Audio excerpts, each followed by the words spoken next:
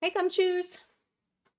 I'm just going to give it a minute to confirm sound, and then we will jump right in. All right. Can you hear me?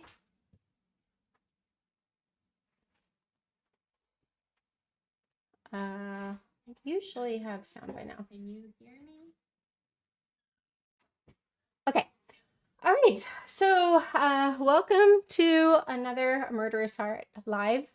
I haven't been doing too many of them because I got sick with COVID, and I'm in my last class for school. I finish next month, so I'm just doing my final project. But I've been like collecting the transcripts from the from Chad's trial and setting all that up so that when I do have more opportunity to go live, I'll at least have all of it there and waiting for me.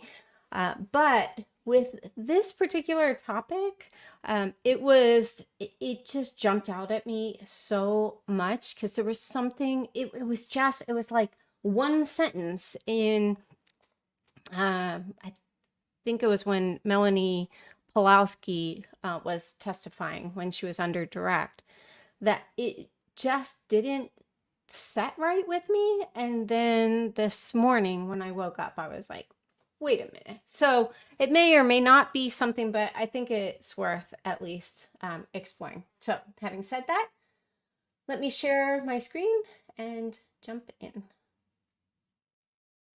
Let's see.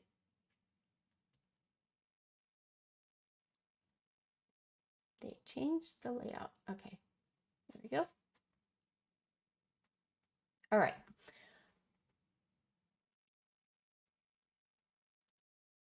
Okay. And if someone, if one of my mods can just let me know, like just confirm in the mods only chat or text if my screen is showing. I just don't want to start in and then find out it's not showing.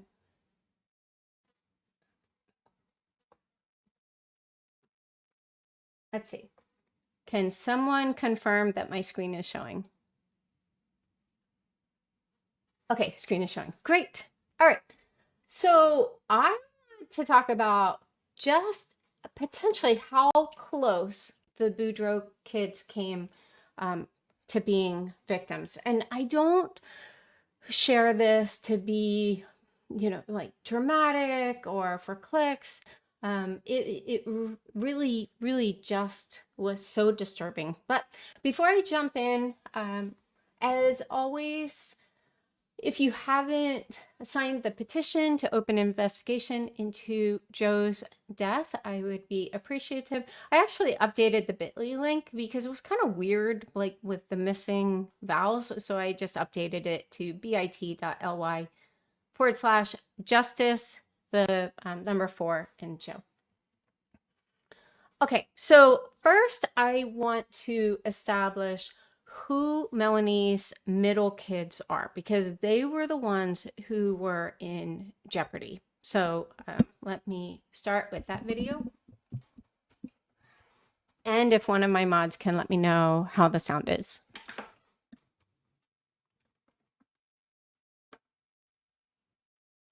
And you said you'd been married twice. Let's talk about your first marriage. Who were you married to? Melanie Cope at the time she became Boudreaux. Okay. And with your marriage to Melanie Boudreaux, did you have any children? I did. How many? 4. Okay. And what are their ages? I have Braxton, who is 13, Brighton, who's 9, Blake, who's 7, and Breeze, who just turned 6. Okay, so this was Brandon Boudreaux testifying last year at Lori's trial, and he listed the names and the ages of his kids. His 2 middle kids are Brighton and Blake. Since this was 2023, that puts Brighton and Blake at about 5 and 3. Maybe like within a year. So it could have been, perhaps 6 and 4, depending on when their birthdays are, but very, very young. And these were their 2 kids who were identified as dark. And you said Okay, so what I did here was I pulled together a video of all of the references that Lori and Chad made in their text messages to each other about the kids and their dark ratings. I also included Tylee and JJ in this because after this live, I am going to share that publicly. Right now, I have it set to unlisted. It's a pretty long recording. It's a total of, I think, about 16 minutes, which is obviously longer than I usually go, but it chronologically goes through their text messages. The person who was testifying was Douglas Hart with the FBI. So he was going through their text messages. Originally, I was just going to include the Boudreaux kids, but you see this progression of where they like one by one start turning dark, and Tylee and JJ are like kind of mixed in there. So it really didn't make sense. You missed some of the context if I took them out. So kind of settle in. It's going to be a while.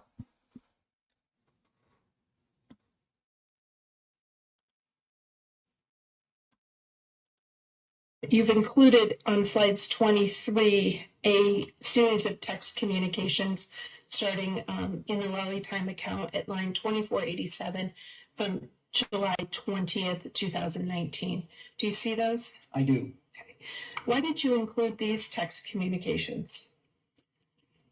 These are relevant because they demonstrate some of the religious concepts that were at play in this investigation, particularly as it relates to children being designated as being possessed or inhibited by demons. In this case, they're talking about Melanie Boudreaux's children.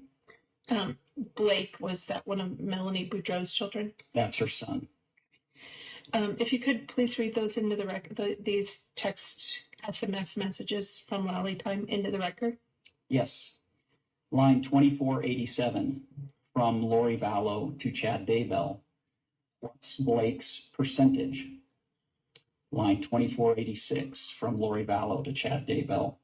He drew 3 crosses on the wall in his bedroom. We just finished painting over them. Line 2485 from Lori Vallow to Chad Daybell, like he was marking it for the dark side to find him.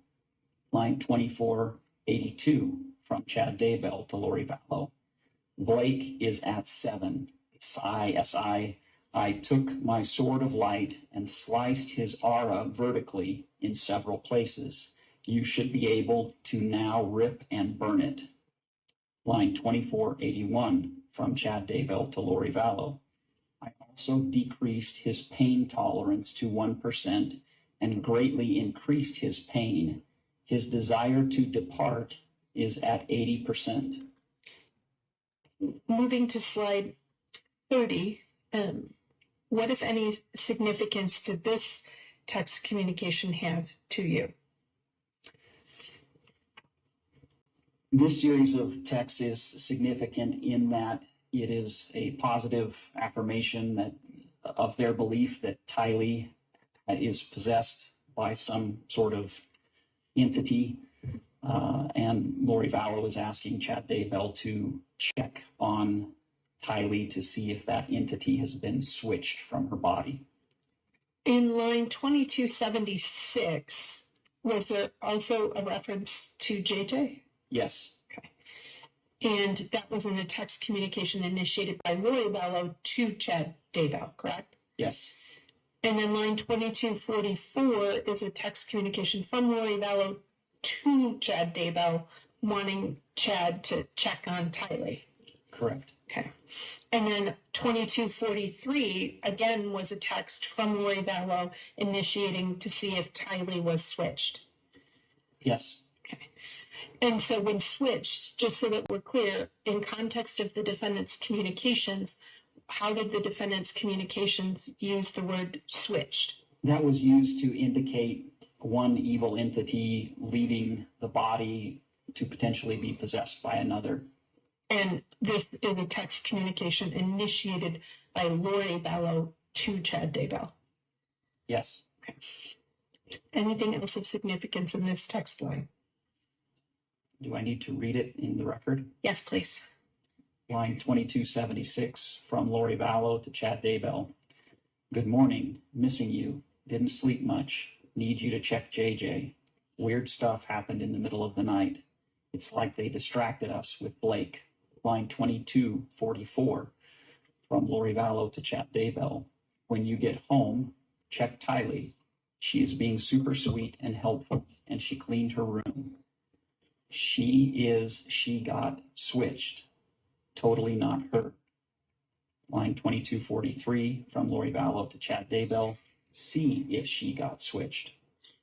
Line 2241 from Chad Daybell to Lori Vallow. Yes, she was switched. Please let me know when you can talk and I will explain it. Now, turning to a conversation on July 26, 2019, do you see that reflected in slide 31? Yes, And that proceeds into slide 32, correct? yes. Okay.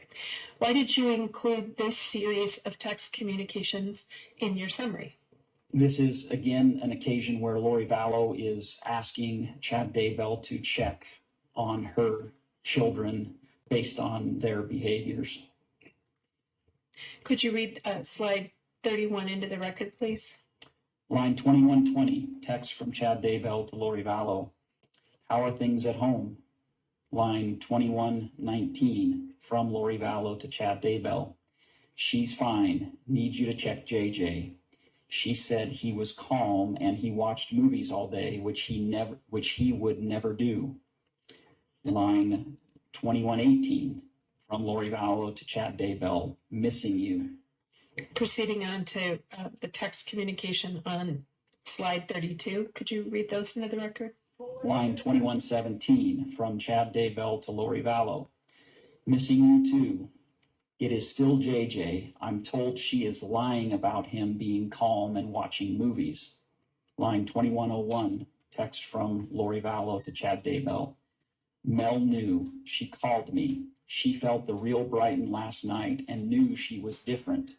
She was told I didn't want to tell her. She is taking well and knowing it is part of a big plan. She is amazing, although I'm still pretty upset over it. I love you. Trying to hang in there, missing your kisses. Now, between slide 31 and 32, why did you include these particular text communications in addition to checking on JJ and Tylee? Why did you include these two slides? I included them because of the references to JJ and then the other reference to Brighton, who is another of Melanie Boudreaux's children. Based on the content of that text, appears that Brighton has now been designated as being possessed by an entity. And you say Melanie Boudreaux's children, was that child's father Brandon Boudreaux? Correct. Now, it also says there's the word big plan. In context of the defendant's communications, what did big plan refer to? It referred to those things that would take place in the future that were being planned by Chad Daybell and Lori Vallow. Now, did you review the iCloud for, discussion of a plan or future together? Yes, there are several references which I have included in the summary presentation, 2 plans and the future. Okay. And that use of the word plan was used by Lori Vallow and Chad Daybell. Correct. Okay. Any idea how many times? Oh, whoops. Oh, shoot. Sorry, I bumped the. You've included Lori Vallow. The references to hurting children and giving, yes, if they are going to act up. Shoot, I don't know where I am now. Definitely had demons helping her, probably 1,000. You've included on slides 23. Okay, just a second. Let me see here.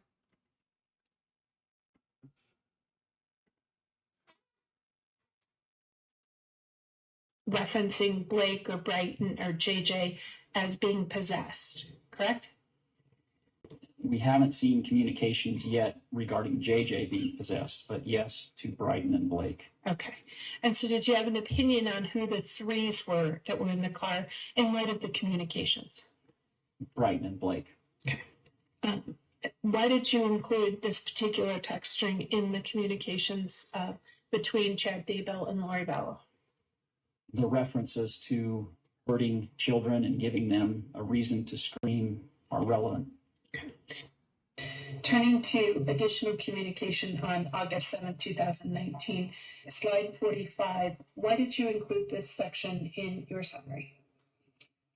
I included this mainly because of the last text in this string, which indicates that Lori Vallow and Melanie Boudreaux believe their children to be demons.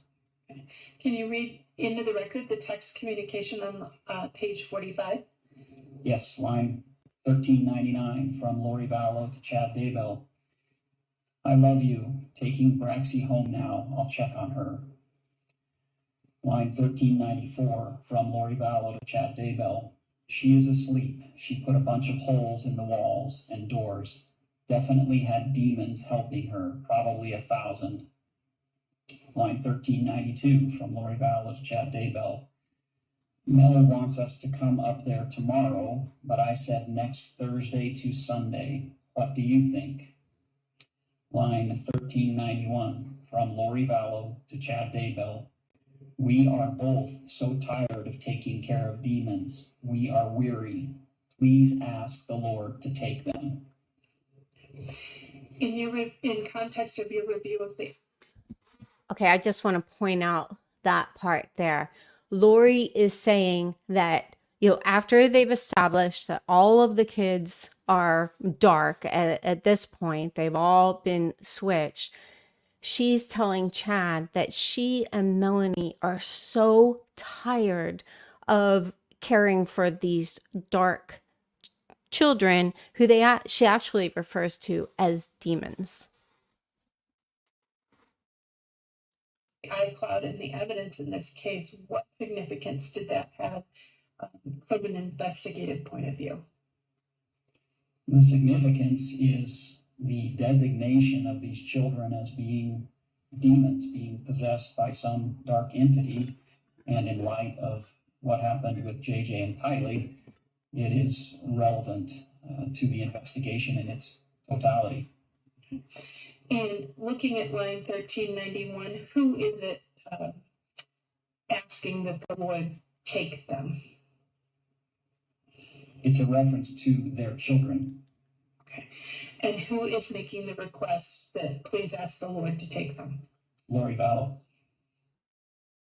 Turning to the next set of communications from August 10th, can you tell us why you included the communications that are reflected on slide 50?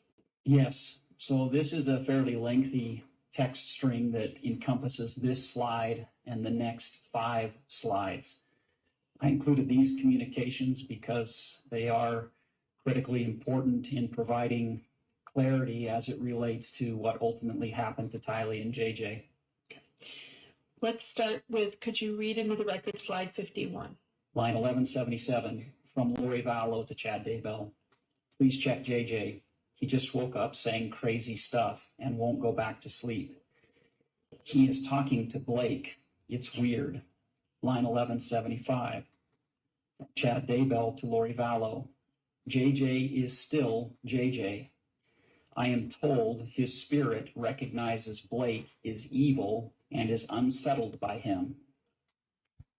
Okay, let me clarify something. So Lori was gunning for Chad to rate JJ as a dark spirit.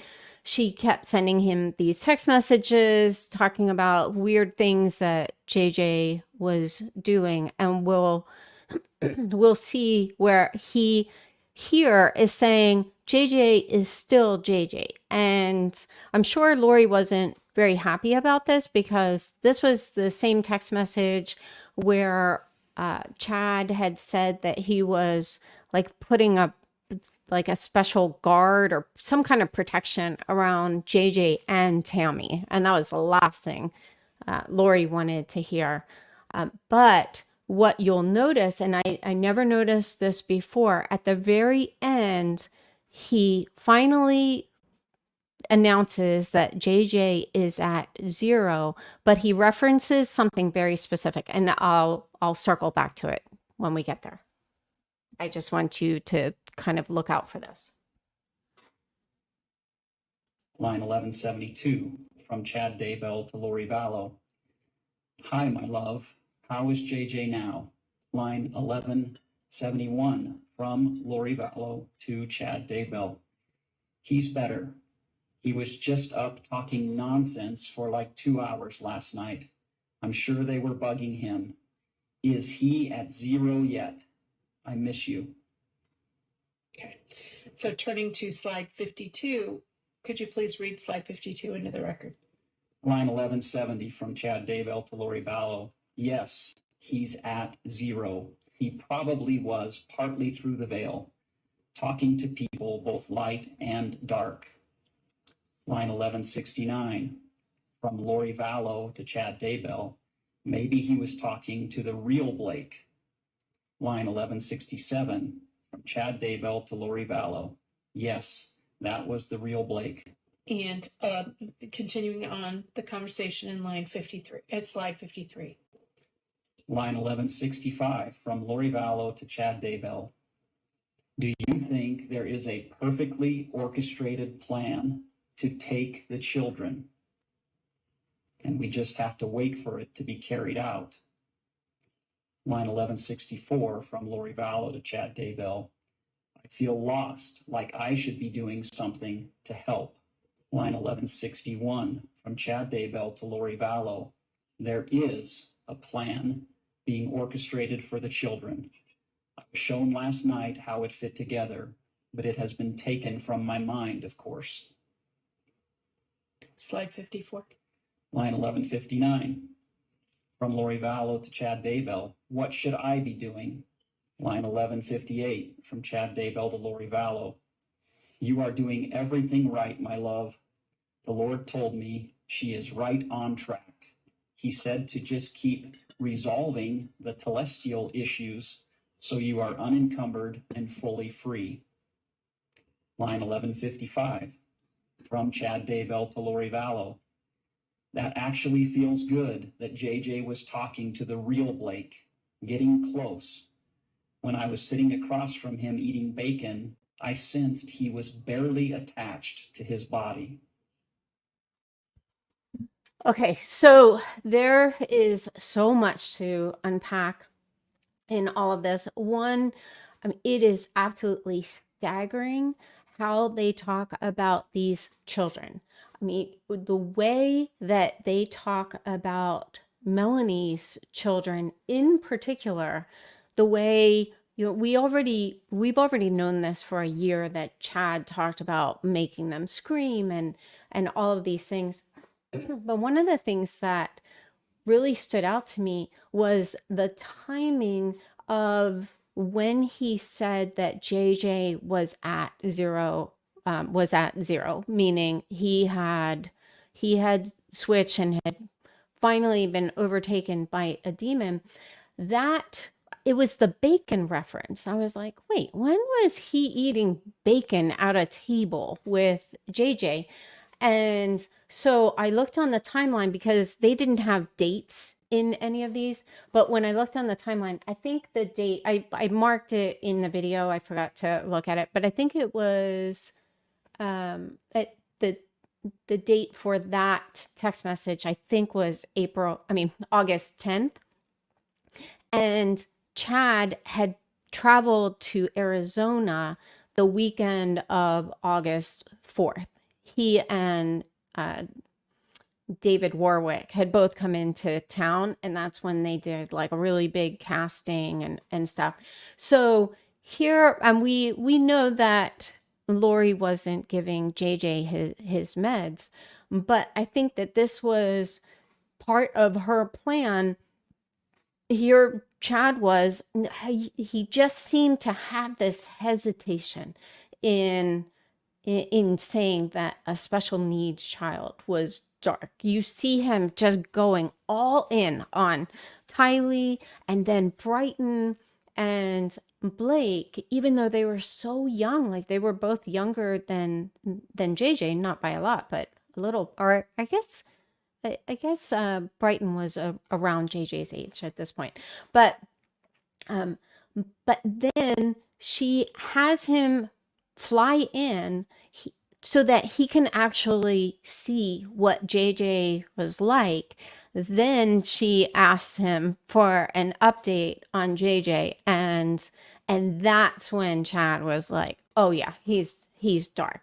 And by Chad, like the pattern that we've seen emerge is Lori seems to be the one who wants to rate her family members as dark. I do think that Melanie was the source of her two middle kids being dark. I don't know why that is. I suspect they're probably stronger willed, but her bookends, Braxton and Brees, they seem to be fine. Like they were safe, and we'll see like a really sick confirmation of that in something that she had said in one of the recorded calls. But it was the two middle kids. So here we have this well-established pattern of first Tylee was identified as dark, and then it appears, I don't know if Blake was identified as dark and then Brighton, or if they were both identified as dark at the same time, and then finally JJ was identified as dark. Okay, so let's back up to a few facts that we already knew, because you kind of need to have some of this background. And I always say this, but I try not to operate under the assumption that someone watching these videos will have seen all of these screenshots or other videos that I've done about this case. So this was a text that Ian had sent his ex-wife, Melani Pawlowski. This, you can see, this was December 8th. And this was before, 4 days before, or excuse me, 3 days, I think. Yeah, 3 days before Alex Alex died. And so at this point, with Alex still alive, Ian was scared out of his mind. I've talked about this in another live, but it's been a while. It's been probably a couple years now. But he was so scared that he gave up his weekend with his kids, and it was the last weekend he was going to have his kids before Christmas. And so, I mean, that's really, really scared. But as long as Alex was alive, he was afraid not only for his kids, but even for his ex-wife, Natalie. So he sends her this text or an email. I think it was a text. Don't respond. I need you to encourage Brandon to keep info he gets on the down low until I can get this sorted out. I want to help, but it will be tough if, I think he meant everyone, starts figuring out what I'm learning. She didn't know beforehand what was going to happen. So he's talking about the attempted murder of Brandon.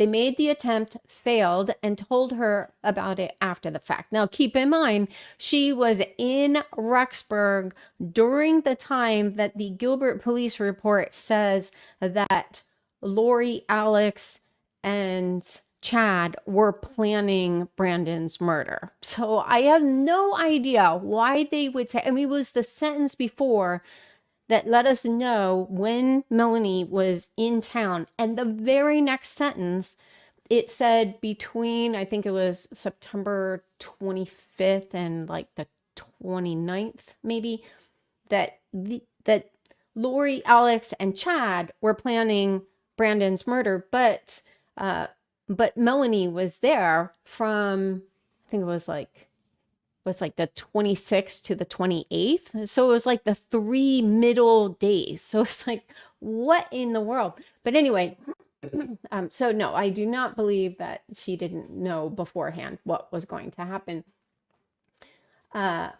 Okay, I understand that he doesn't want the kids around her because of all of this, but I believe if she can see them, it will put a huge dent in her trust with her uncles. It was ridiculous that he even referred to Chad as her uncle, like they had been married for a few weeks. She's scared and had been told her 2 middle children are dead. And then he goes on to say, she has family court on the 11th. I'm trying to get her to go. I mean, it's just so insane. Like that he has to even try to talk her into going to family court to try to get shared custody of her kids. And she didn't go. But I think she was also afraid if she went that she would be arrested. But anyway, so here he says she's scared and had been told her middle 2 children are dead. What he conveniently leaves out is the source of who told her this, which we'll find out. Okay, so this was in his notes that he had written out for Melanie's attorney. So he had, he had gone back to law enforcement, agreed to wear a wire because he was very afraid. He was afraid for himself. He was afraid for his kids. He was afraid for Natalie. So that's why he was willing to do that. And then once Alex woke up dead, he was like, oh, forget this. And he actually said on Dateline that he decided that this was just all a bunch of hype. And I mean, at that point, obviously, 2 kids were still missing. So, but anyway, so when he came clean to Melanie that he had recorded her and had cooperated with law enforcement, her attorneys told him that he needed to write out whatever he told the police. So he wrote out this whole narrative. I'll share a link to the presentation if you click on source. And not only do I share the screenshot from East Idaho News, but I went through and converted it to text, so it's actually searchable. So I put it in a Google Doc. But so he wrote out these really detailed notes, including an outline, and that's how this group's beliefs were kind of codified, because he then had it on a laptop that he had given his ex-wife Natalie for one of the kids. He must have forgotten that he had this file on there. Natalie found it and bounced it over to Brandon, who then shared it in a legal filing, and someone shared it with the media. So that's how this came to be a public document.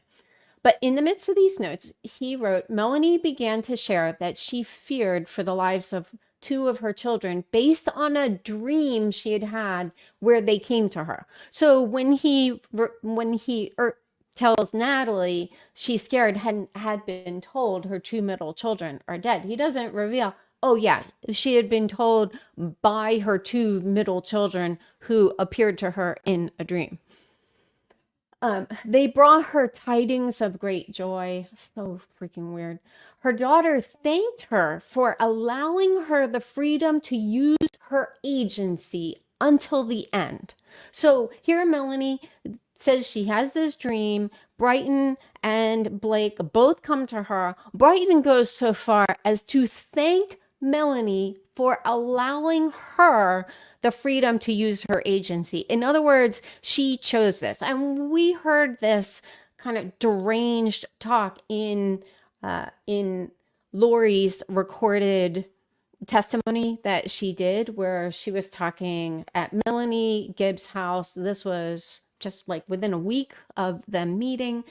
And Melanie had recorded this meeting, and she talked about how, like, if your kids and your family members die, it's because they chose to go to the other side to complete their mission. So Melanie was all in on this thinking, and she was also deranged enough to think that not only did her children come to her in a dream, which we also saw that, you know, Lori made the same kinds of claims when she allocuted at her sentencing hearing. But anyway, but there's this thinking like that, you know, like not only did her children choose to die, that they would actually honor her and thank her for allowing her to use her agency or her free will. This concerned me. Now, this is Ian writing this. This concerned me and made my heart ache for her. Like, yeah, but like, no kidding. Like, obviously, it didn't concern him enough to like run for the hills. I mean, he said that she told him all of these details, that she had only told him a little bit before they married for like the week and some change that they apparently dated before they got married, but then told her the rest on the night that they were married. So this was their honeymoon, and Melanie tells her all this. But you know, we also heard in the his direct, when he was being questioned by the state, that, you know, not only did Melanie call Chad dad, but so did Ian. And he said it was like to support Melanie, but you've only known this woman for a couple weeks, and you've only known all of these people supposedly for a couple weeks, and you're going to call her aunt's weirdo new husband dad to support your wife. I mean, I just think after hearing him testify that he was all in. And I suspect, and this might be unfair, but I'm not particularly inclined to be fair toward these people or to cry in my beer over not being fair enough. But I think that Ian was primarily motivated by money, because right before they married, Melanie had come into $300,000. So from the sale of their home, and then Brandon paid her out for her portion of the business. So Melanie had just come into a lot of money, and I suspect that's all Ian cared about. He'd probably never seen that kind of money before. Okay. Brandon, he had this filing, I think this was from July 2020. And this is when he was trying to get sole custody of his kids, which he absolutely should have gotten. This is a snippet of that. If you click on the source link, it will take you to Justin Lum's Facebook post where you can see the rest of this. But it said, father, so that's talking about Brandon, requests that this court deny mother, so Melanie's, motion to set aside judgment order, or in the alternative, motion to modify emergency temporary orders, as father has provided sufficient evidence supporting the need for emergency orders to remain in place in order to protect the parties' very young minor children. If the emergency orders are set aside, the party's children will be placed at a grave risk of harm based on the fact that the mother has told Melanie Gibb that 2 of her children and the father are zombies, and that her mother's new husband was found to pose a risk of harm to his own biological children. So he's talking about Ian, and is only allowed supervised parenting time with those children to which he has yet to exercise. So what they're saying here in a bunch of legalese is Brandon was saying, hey, Melanie should not have custody of her children. He believed that they were still at grave risk of harm. And apparently Melanie Gibb had agreed to testify that Melani Pawlowski, then Boudreaux, had told her that 2 of her children were zombies. Okay, so now let me just establish some critical timeline details, because this is all building toward what I think may have been going on. Okay, so on October 17th, according to a confidential source, so this was back in 2020, this was my most reliable confidential source who would give me all kinds of dates, and this was long before any of the FOIA docs came out. So I just kept a record of, some of these tips. This particular tip rang true. I've talked about this before. When I was very, very early on, I was in a Facebook group, and someone in that group had called me out and said, like, tried to expose me and said, I know that you were with Lori and Melanie Boudreaux in Hawaii. Like, the person was saying, I saw a picture of you with Lori and Melanie Boudreaux, which was laughable. But at the same time, I kind of tucked that away. So I was like, okay, well, good to know that Lori and Melanie Boudreaux were in Hawaii at some point. And there was someone else with them. And apparently I looked enough like this person. So I was always wondering who the third person was. I was wondering, okay, why were Lori and Melanie Boudreaux in Hawaii? And then who is this third person? And now we know that they were in Hawaii in October. Now, this person had told me that it was October 17th through the 24th. I haven't been able to confirm that they flew out on the 17th, but all of the other dates have been confirmed. So you see here, like that Lori had texted Audrey on the 18th, not sure how long we will be here until our work is done. So that was on October 18th.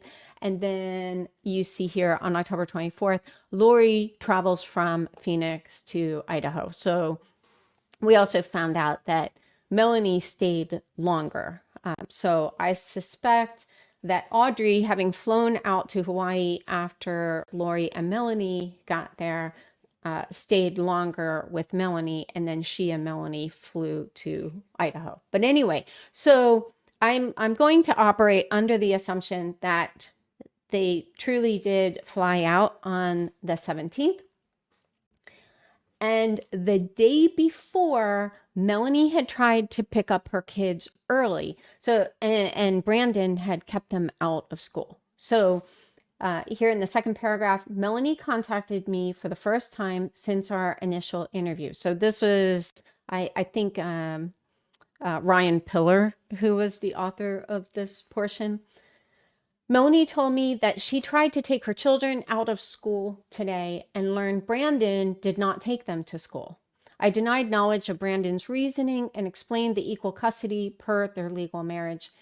I asked Melanie if anything further developed since our initial interview. Melanie said no. I asked her about her desire to move to Idaho. Melanie said it was an unplanned location and she wanted a fresh start. He asked her about that because Brandon had just received these bizarre text messages from Melanie that she was moving to Boise. And she wasn't moving to Boise, obviously. She was moving to Rexburg.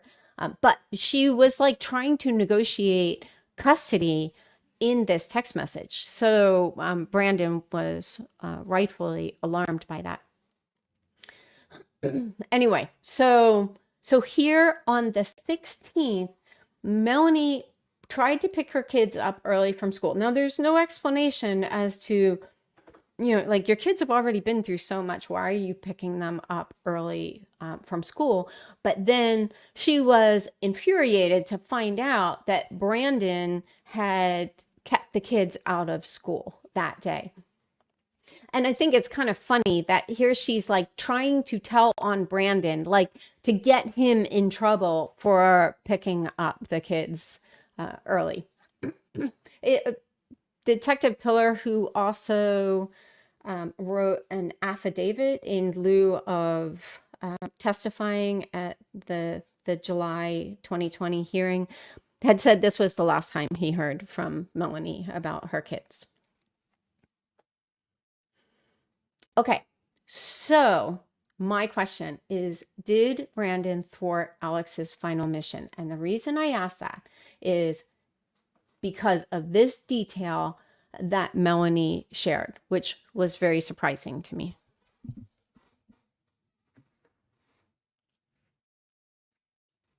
And then you said you traveled to Hawaii with her in October as well.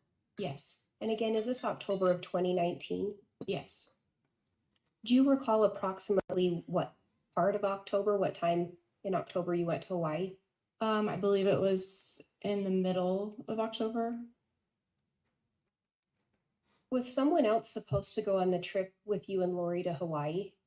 I think I found out later that Alex was going to come with us on that trip. Why didn't Alex go? Lori said Chad had something that he needed help with. Okay, so this was very perplexing to me. This little detail that Alex was supposed to go with them to Hawaii, but then, he was edged out of the trip because Chad needed his help. I mean, obviously I shouldn't say obviously. It appears to be obvious that he needed help with murdering Tammy. However, it doesn't make sense to me why Alex would have gone on that trip to begin with, why he would have even been invited. And to make that point, You said you traveled to Hawaii with this is why I think that. So just 2 weeks prior to this, so they left on the 17th, on October 2nd, so just a little more than 2 weeks prior, he botched Brandon's shooting. Then a week later, a week after that, so a week before this Hawaii trip, he botched Tammy's shooting. Thankfully, I mean, I'm not saying this as a criticism. Obviously, he was really terrible at being a hitman. But so here he botches the attempted murder of Brandon, and then a week later, what was supposed to be the shooting of Tammy, and we find out from Zulema that Lori was furious with Alex after the second botch shooting.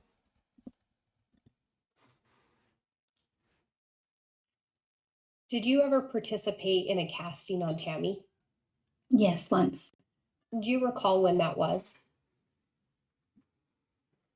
I believe it was October 9th of 2019.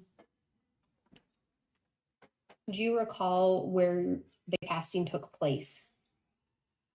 It was at Melani Pawlowski's house.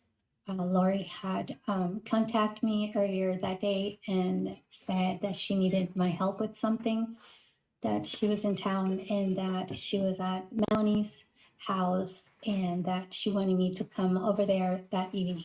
So I went there. Did Lori indicate anything to you in relation to knowledge of castings? She said that they had been given some new information on how to do castings, and that this time that we were going to use the Cosmos to do this casting, and that's how we were going to proceed. And when you say they, is that Chad and Lori? Yeah, usually when she would refer to they, it would mean her and Chad had new information. Who participated in that casting on Tammy? It was just me and Lori.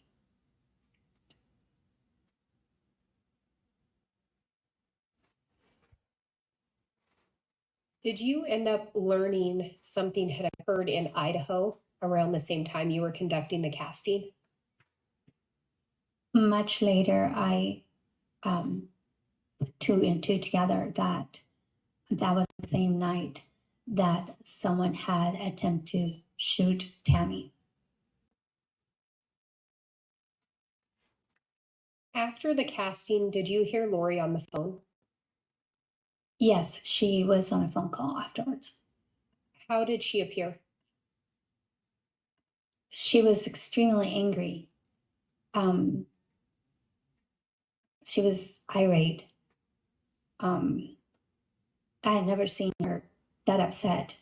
She was like it's scary angry. And she was calling whoever she was on the phone with, she was calling this person names like moron, idiot, stupid, and very, very, very angry. And after she got off that phone call, did she say anything to you? Yeah, right after she hung up the phone, she said, idiot, can't do anything by himself.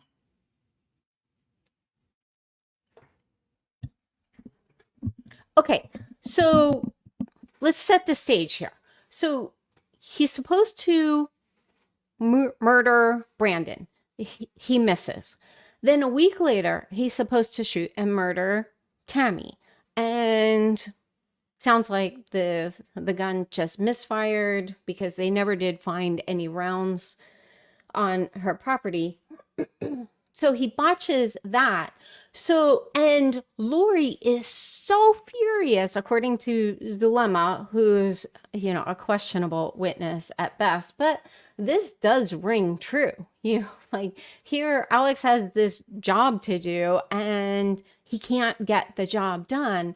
And so Lori is absolutely livid. She's calling him, allegedly, calling him a moron and all of these things. And now, like keep in mind, like he shot and killed her husband. At that point, he also allegedly participated, if not in a leading role, in the murder of her two kids.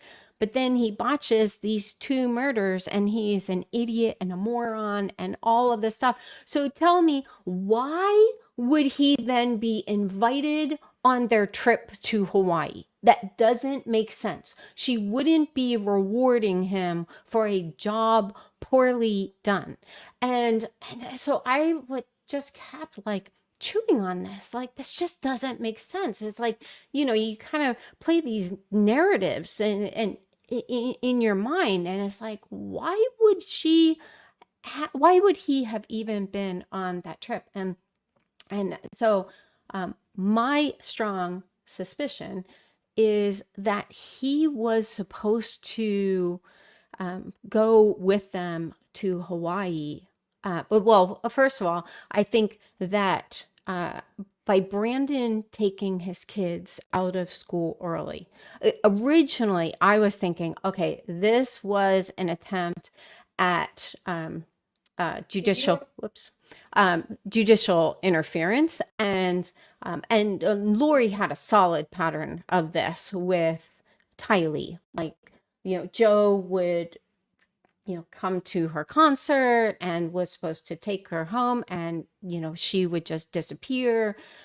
Lori went out of town one time when Joe was supposed to have her for the second half of her winter break and stuff. And so I figured that this is why sorry, I lost my train of thought. Well, let me just read this. Okay. So Ian had said Melanie had been told by Chad and Lori that their children had been possessed and had become zombies. She shared concerns that she's been told Brandon needed to die, and that may indicate that Tylee and JJ needed to die as well. I think he was soft pedaling this. I think he absolutely knew that Tylee and JJ were dead. I've shared this in multiple lives, but in the boilerplate of quite a few of the warrants, it said that someone had told law enforcement in an interview on December 5th that Tylee and JJ were killed, and Ian was the only one who was interviewed on December 5th. But anyway, so she told me she was worried that Al may have had to take care of the kids. She explained that Al had great faith and never wavered in his trust in the Lord. No task would be too difficult or too great for him. And so I just wonder if the plan, I was thinking initially that that Melanie was just going to take the kids to Hawaii and then she was going to disappear. Like she was then going to take them to Idaho and Brandon would be left, trying to find his kids. She might go into hiding. But with this new detail that Alex was also supposed to go on the trip and then it was canceled for him, I strongly suspect that because she didn't have the kids on the 16th, then they obviously didn't go on the trip to Hawaii with her. And so then there was no reason for Alex to be on the trip. So I strongly suspect that this plan, this grand plan that Lori and Chad were talking about included obviously it included the murder of the Boudreaux children. We've just never gotten any insight into how that was supposed to happen. And I included this in a video that I put out earlier this week. But there's actually a detail, and I meant to include it in this, but I forgot. There was a detail that when Colby received the Nissan Rogue from Lori, this was in October, they found multiple blood stains in the Rogue, and one of them was described as a large blood stain on the seatbelt on the rear passenger side. And it was determined that the DNA belonged to one of the Boudreaux girls, and I shared the screenshot from the police report that I had unredacted. If someone reminds me, I'll put that out on the community tab tonight after I'm finished here. But the only name that fit in there was Brighton Boudreaux. So we don't know why her blood was in Lori's Rogue. We don't know when there would have been that opportunity because Lori had gotten the Rogue shortly before moving out to Rexburg.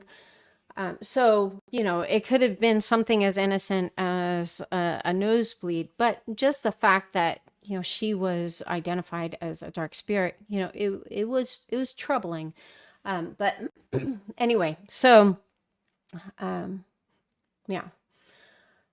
And one thing to note is, you just think at this point, like Alex had already participated in so many murders. Like, how could he participate in 2 more, especially with them being such young children? I mean, obviously, like, we don't know what his involvement was in JJ's murder, but I think it's pretty obvious. Like Chad talked big game, but it looks like the progression was that Lori would start manipulating Chad as far as, these kids having, dark spirits, being overtaken.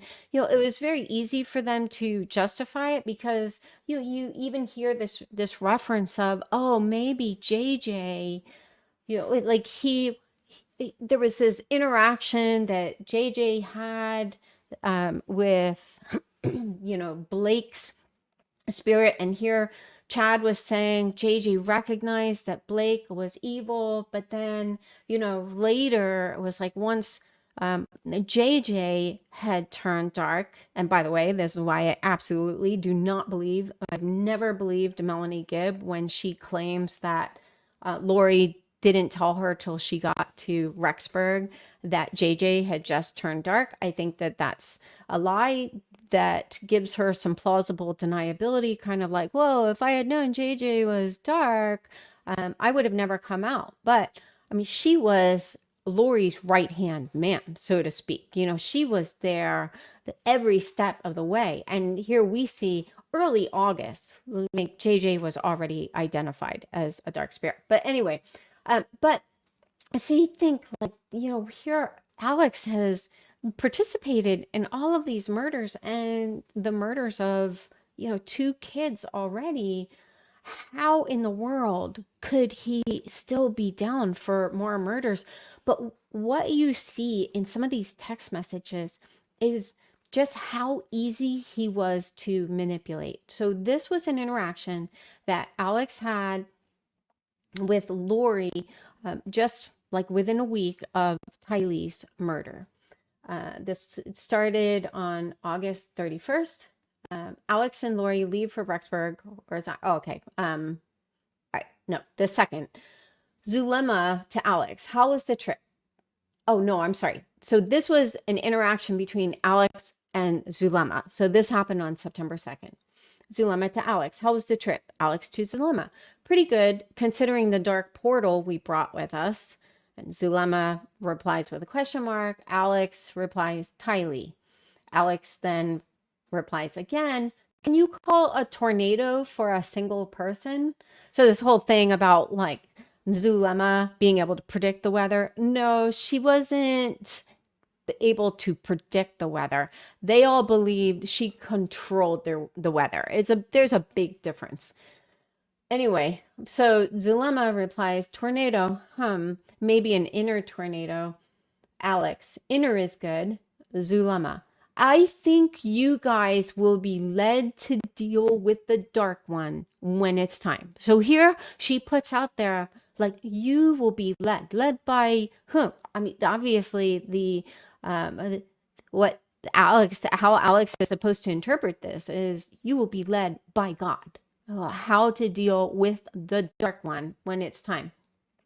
Alex agreed.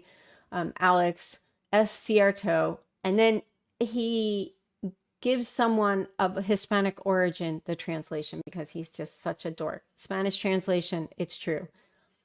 Then Alex sends Zulema a picture of a rifle with a scope and says he's at the range. So this is just a little bit later, and Alex is like, he's already at the range and sends her a picture of a rifle with a scope. So that was that, so this is just like they're interacting on the 2nd. The next day, there's no other interaction that we know of. And Alex just sends Zulema a picture of a rifle with a scope. So, all she had to say was, I think you guys will be led how to deal with the dark one when it's time. And he's at the range. And then the next day, he has this interaction with Lori.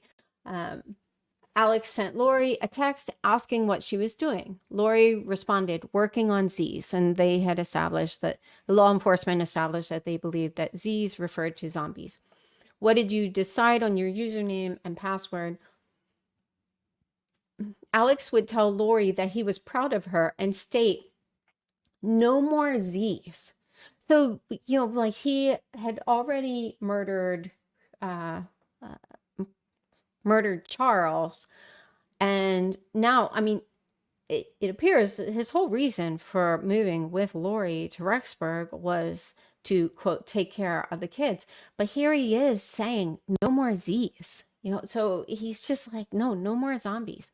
Lori replied, we are trying to get to the bottom of what we need to do to eliminate them completely, with a heart emoji. I'm sure you will be told also. Alex then stated, I am going to get lunch and probably go to the range to sight in my rifles. So, like, this is how impressionable he is. It's like, here he says, no more Z's. And then she insinuates that, like, he's a man of God, and they're just trying to get to the bottom of what they need to do to eliminate all the zombies completely, and assures him that that he will be told also. And he's almost like an automaton. It's like he just goes right for going to the range. All right. So if you, oh, there was one other, let's see, did I, let me refresh, because there's one other that I wanted to add. Okay. Yeah.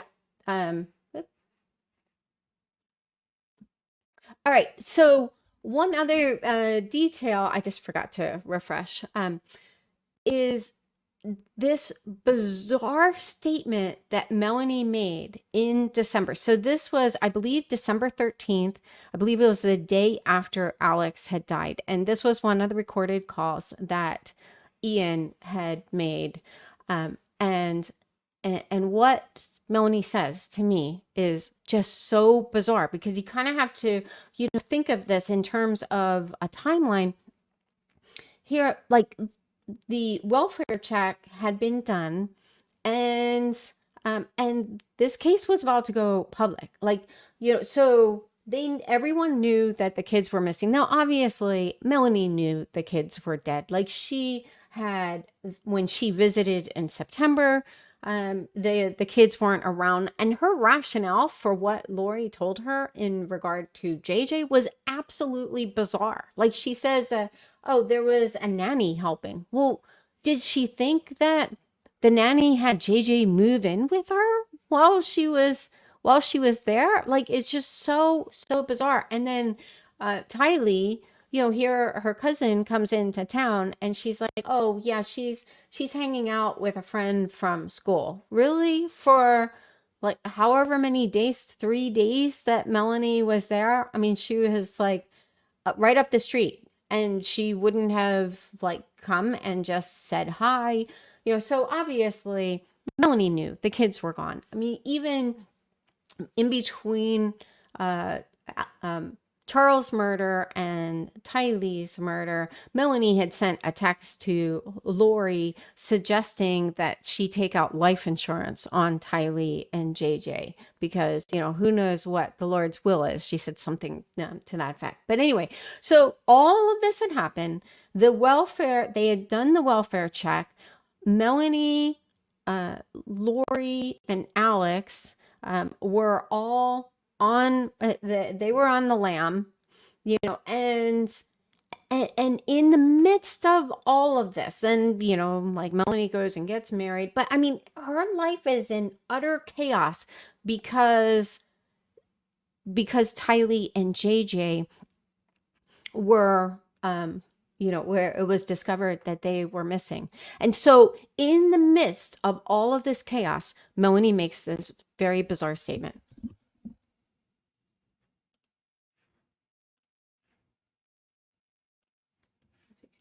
Well, what are you gonna go to Arizona, or can you, or what do you think? We don't know yet. Maybe not.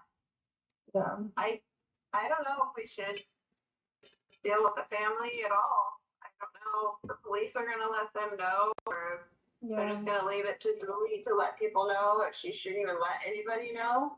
Yeah, I thought of that too, that maybe it'd be better if I don't want Brandon to know. I want him to be in fear of Al the rest of his life. Well, you should be more in fear of him now than he ever has been. I mean, he's number one on his list. Yeah, I just felt so much peace during that blessing. I felt so much peace during that blessing that, like, Al's like gonna be with Breezy and Braxton. Absolutely. And I'm going to pause there at 2056. Okay, so first of all, how in the world is Melani Pawlowski not behind bars? For her to say, I don't want Brandon to know that Al is dead because I want him to be afraid of Al for the rest of his life. Well, why would he need to be afraid of Al? I mean, she claims she didn't know anything, and she definitely didn't believe that Alex would ever have anything to do with Brandon's shooting, and in fact even suggested that Brandon had made it up. Excuse me. And so obviously she knew the plan. This was her in an unguarded moment. She wasn't thinking that there was any possibility that her new husband would be recording her because he's wearing a wire for the FBI. So, first of all, that's absolutely bizarre and very incriminating. I mean, the woman needs to be behind bars.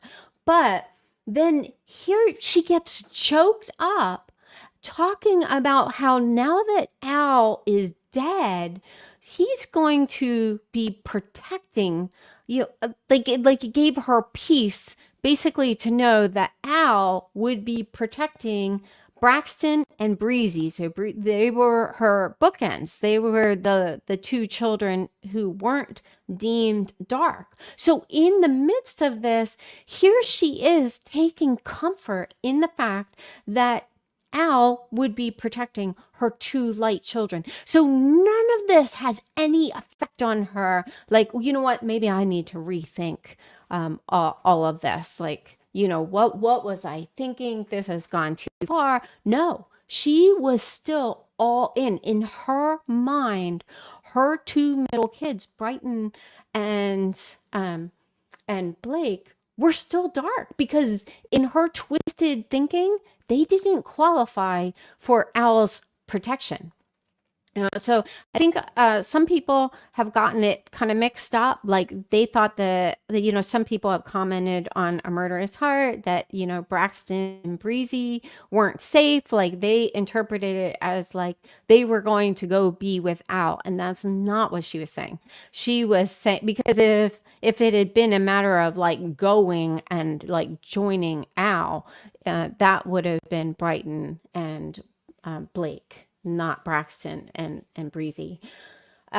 Excuse me. But you still see this thinking where she is thinking that her two middle kids are dark.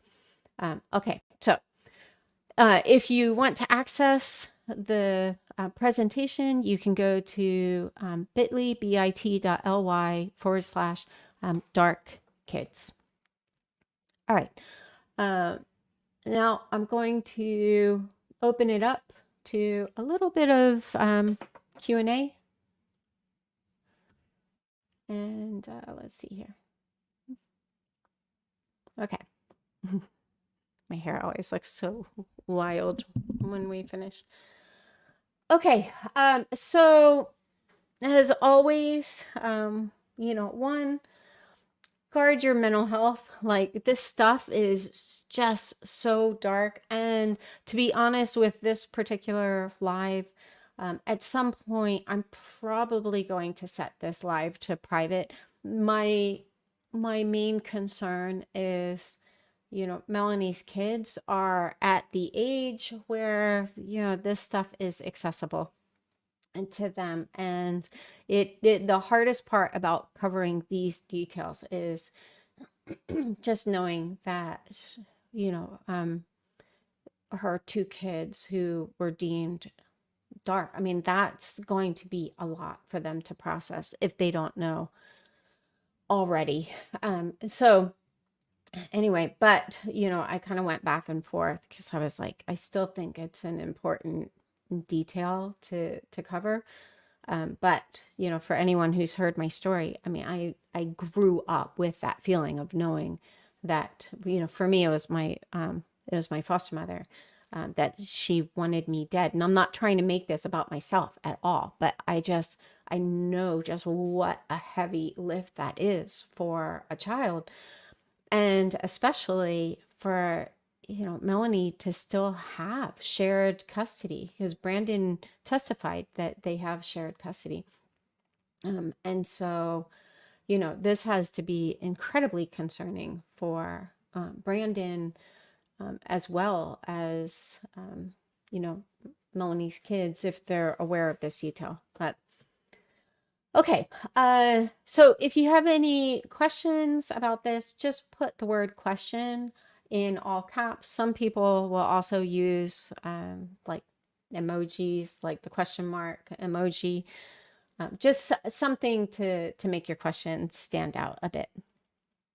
We're not going to go too late because I do need to get back to school, but all right.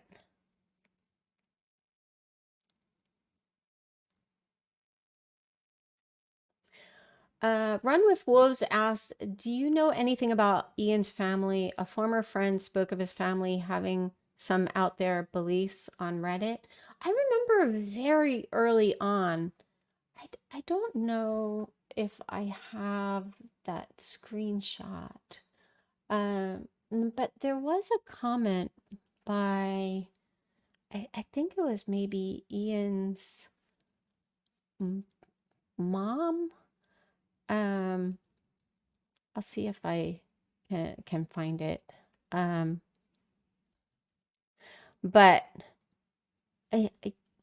yeah, they whoever it was, I mean, it was so early on that like I could imagine her trying to, defend her son. I'm not finding it right now. If someone else has it and wants to bounce it over to me, I'll put it out there. But yeah, I don't know anything about their beliefs.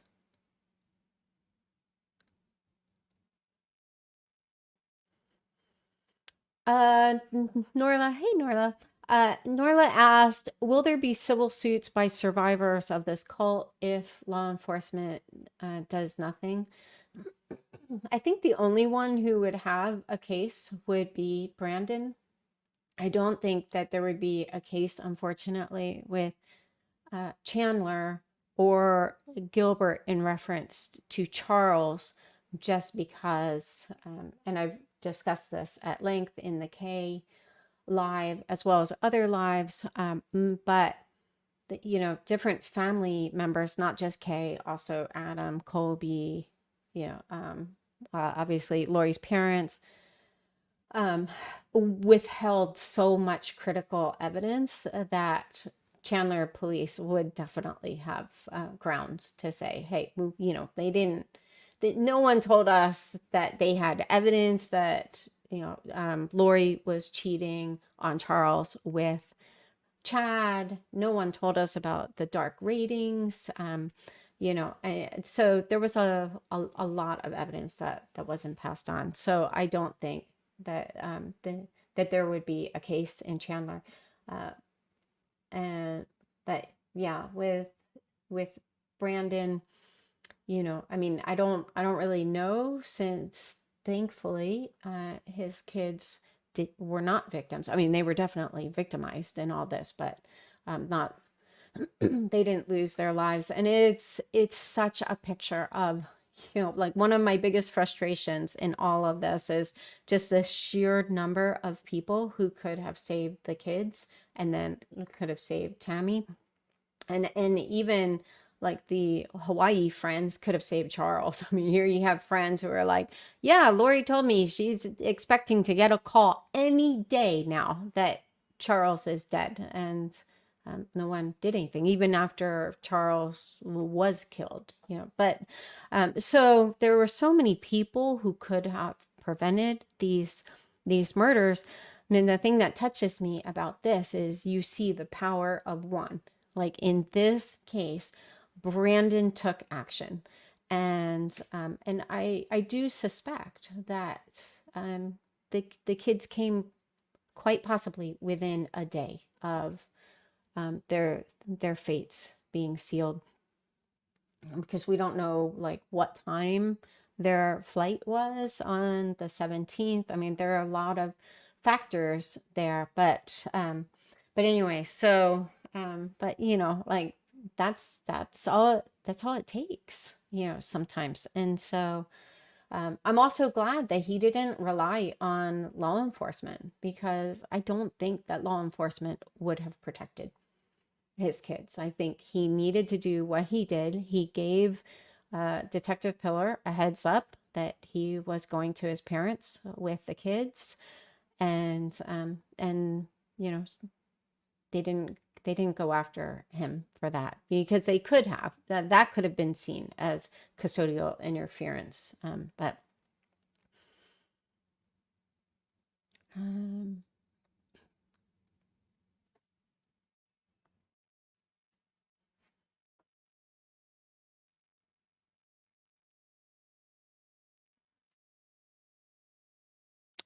yeah, Farrell Drake said she has to have immunity. She does not. I think people just assume that Melanie Gibb and Melani Pawlowski have immunity because they are walking as free people, and they absolutely should not be. But neither of them have immunity agreements.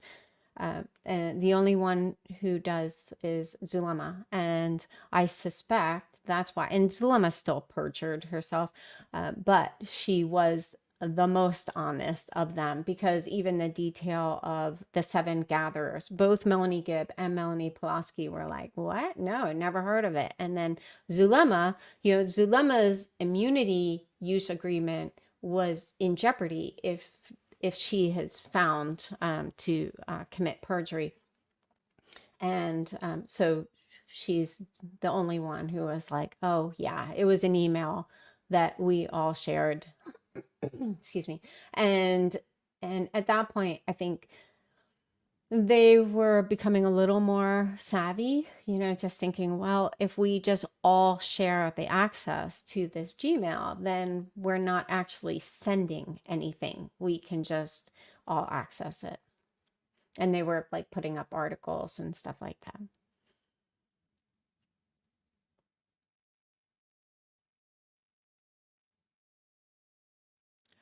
Let's see.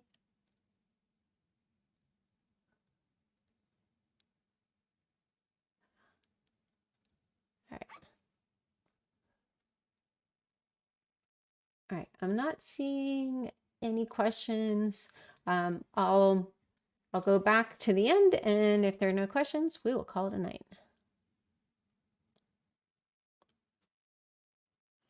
Oh, hey, Jules. Jules asked, did he agree, meaning Brandon, did he agree to shared custody, or was it court ordered? It was court ordered. Apparently, someone did an investigation. I forget what position this person had, and determined that Melanie wasn't a risk. I do hope that they revisit that with some of these details that are coming out in these trials. So, and I thought it was interesting in the filings that Brandon had made in July.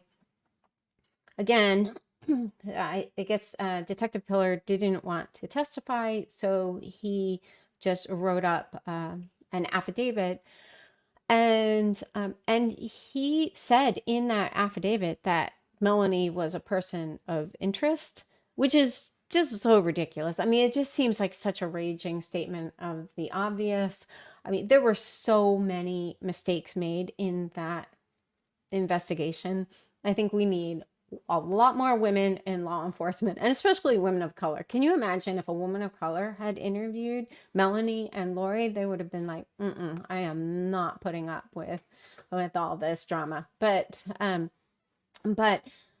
so he did say that that at least at that point in 2020, that it was still an open investigation. So if it's still, I mean, and they can reopen a case at any point, but yeah, I guess there's a modicum of hope that by the end of all of these trials, that Gilbert police will be like, oh, you know what? Maybe the estranged wife was involved. I mean, I think it's absolutely bizarre that, like Lori is standing trial, but Melanie isn't. Melanie is the one who, and obviously Lori should still be standing trial, but So should Chad and Lori. Like, it's said right there in the Gilbert police report that during that range of, I think it was September 25th to the 29th, that Lori, Chad, and Alex were planning Brandon's murder. And then you have Melanie there, just right there. Like, I don't think it would take a whole lot for a jury to make the leap that, maybe the estranged wife, who was there at the same time and was the only one who stood to, gain anything financially, maybe she was involved. But anyway.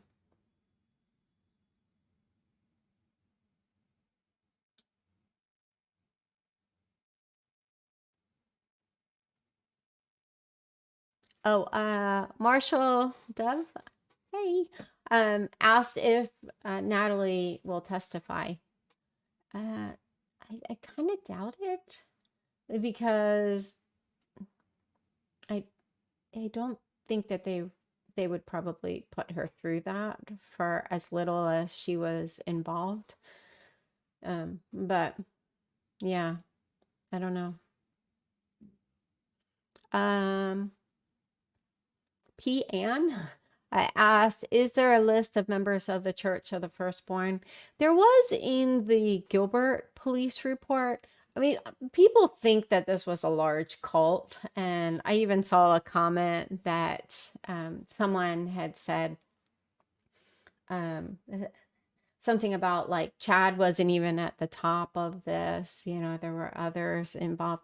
I don't think so. The Gilbert police report listed all the usual suspects, also included Summer in that list, but strangely enough, it did not include Melanie Gibb. So Melanie Gibb, here she was, Lori's ride or die, and she wasn't included in the list. And, yet she also called Lori mom and was knee deep in all of this. But, we found out that this trial, they never even got a dump of Melanie Gibbs' phone. They got a dump of Brandon's phone when he was the victim. And they got a dump of Kay Woodcock's phone.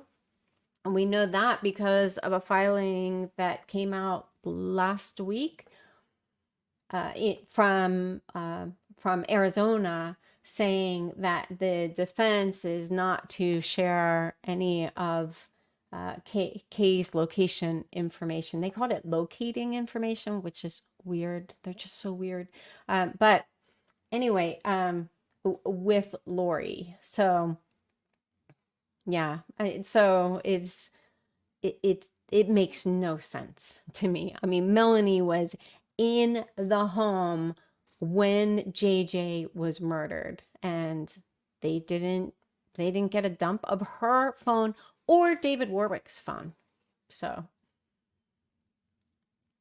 okay, Lynn asked, if I'm going to make this private, can I please wait a while?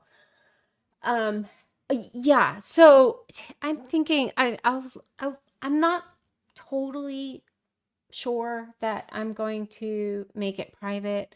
I really just kind of have to toss that back and forth a little bit more, but I'll leave it up for at least a week. But it really tugs at my heart. Like, this, at some point they're going to have to find out, but like, I don't want to be the one to break that kind of news. How is Chad the only one whose DNA has never been found in an incriminating way?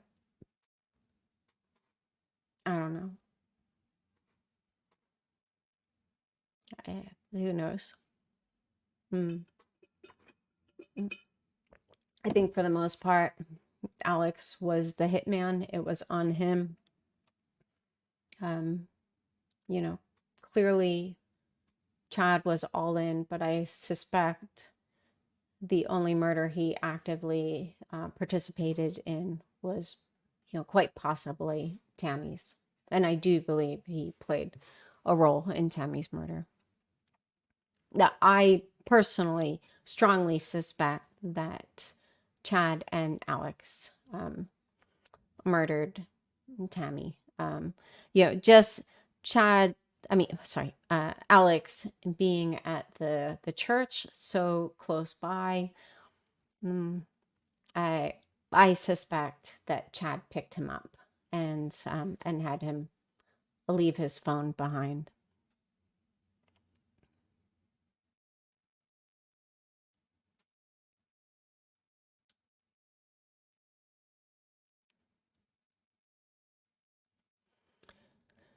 Let's see. Yeah, sit and spin. I'm so glad you mentioned this. She said, what really bugs me, how Ian Pawlowski was happy to wave everything off until his own daughter played a game of hide and seek and he couldn't find her. That was a really strange detail because, okay, so there are quite a few strange details in this, but Ian's kids were with them when they went to Arizona. They stayed at Alex's sister's house. Yeah. And anyway, so they're later at a hotel, and Ian tells this story of like they're in a hotel room and he's calling out to his daughter and he can't find her, and it was several minutes, and then like it turned out she was hiding in the curtains. So it doesn't really make a whole lot of sense because hotel rooms just aren't that big, and it's not like they were staying at the Taj Mahal. But it was, but that is a consistent theme with Ian. Like he really was only concerned when it came to his kids. That's why I think once Alex was dead and there was no longer a risk to his kids, he stopped participating with law enforcement. So there was there's no active conscience there. There's not like, and it really bothers me when people are like, someone needs to save Ian. I'm like, no, Ian is a grown-ass man. Like he was all in on this. He was willing to call Chad this complete and total dork weirdo dad. Like he was as all in as someone can get. And I think now he tries to play it off like, oh, I didn't know until the day we were married, as if like then, well, what could I do? Like I'm married to her, and so it's just so incredibly strange. And here Alex and Zulema were the witnesses for their wedding, and at one point Melanie or Ian, I think it was Melanie, I think it was in maybe the East Idaho News interview or the other interview that they did, she said that they didn't even know that Alex and Zulema were going to be there. Like they just ran into them and were like, hey, why don't you be, the witnesses for our wedding? So but then like I think it's interesting that when Chad was talking to Ian about moving to Ammon, Idaho, I think Ammon is like maybe 45 minutes away from Rexburg. And Ian had told Natalie, like, that's going to happen. Like, I'm going to move 45 minutes or an hour, however far away it is, from his kids. So he's playing this off like, that's ridiculous, of course. And then like that would be walking out of his kids' lives. But then Natalie gets a restraining order against him, and the court says, okay, he can only have supervised visitation, and then he moves to Arizona. And and so I mean, one source told me that he very rarely ever sees his kids. So even when it's his time, I can't verify that, but yeah, Yeah, it's just it's just so selfish. But I've talked about this before. One of the themes that I see in this whole story is just incredibly weak men. You just see all of these men like hiding behind women, like just not doing the right thing. Like the women are calling all the shots and the men are like puppets on a string, for these women. Yeah.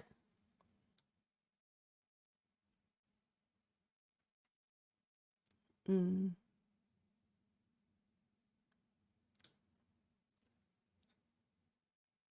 Oh, yeah. Fun to Ski said Jason Mao was the one to seal Slug and Lori in the temple. So that is one detail that has never been confirmed. So we know that Melanie Gibb was the source for the infamous Reddit email. And when this email was shared, so it was an email that someone had put out on Reddit on like a Mormon or like an ex-Mormon subreddit, I think.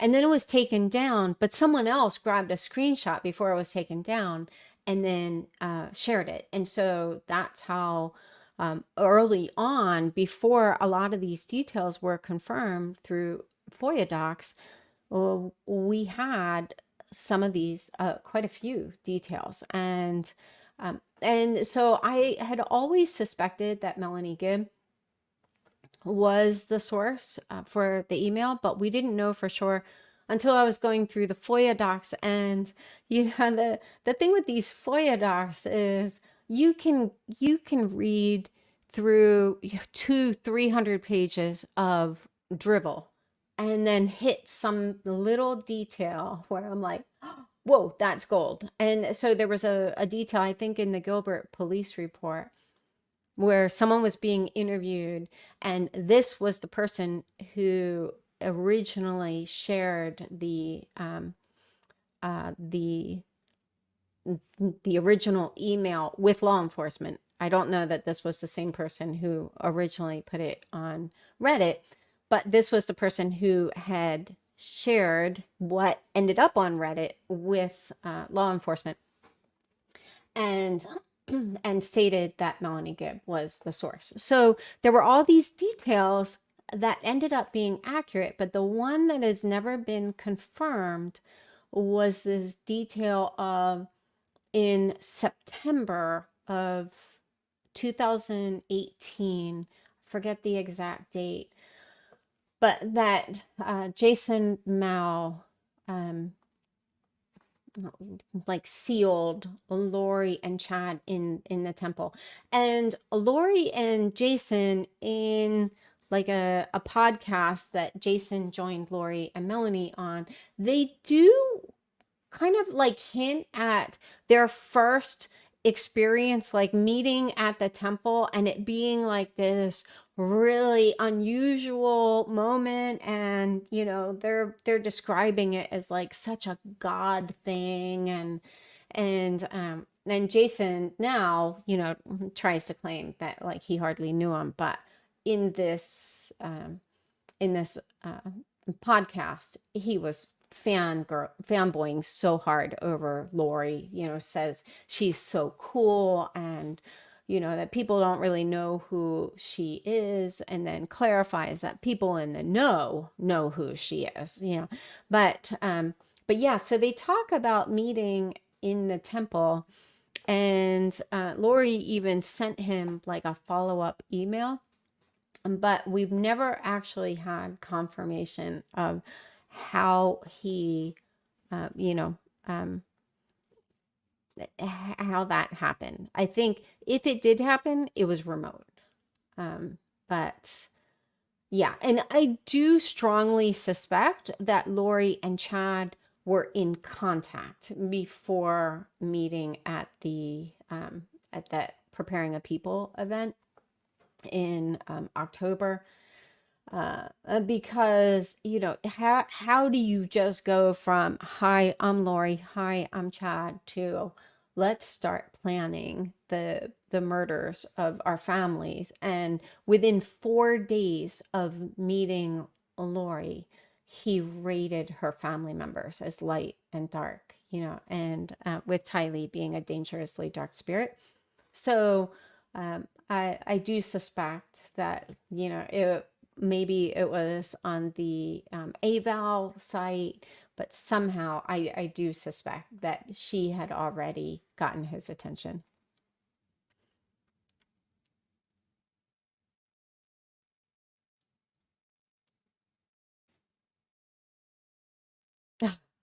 Okay, she will said, Ian did not drink the Kool-Aid. He just wants to save his new wife. Hey, Ian, thanks for stopping by. Wait, let's see. Kitten Sons asked serious question. Do LDS have to be married to go to heaven? They all remarried before divorce paper ink was dry. I actually, I don't know that. I'm not LDS. I've never asked that question, so I don't see Kitten Sons in your contacts. Oh my gosh, Siri. Aw, thank you, Leanne. That's very sweet. Yeah, Kelly Smith said people don't really get charged with perjury much. That part is clear because they were all perjuring themselves left and right. Kay, Colby. I mean, it's just, yeah, they just. Oh,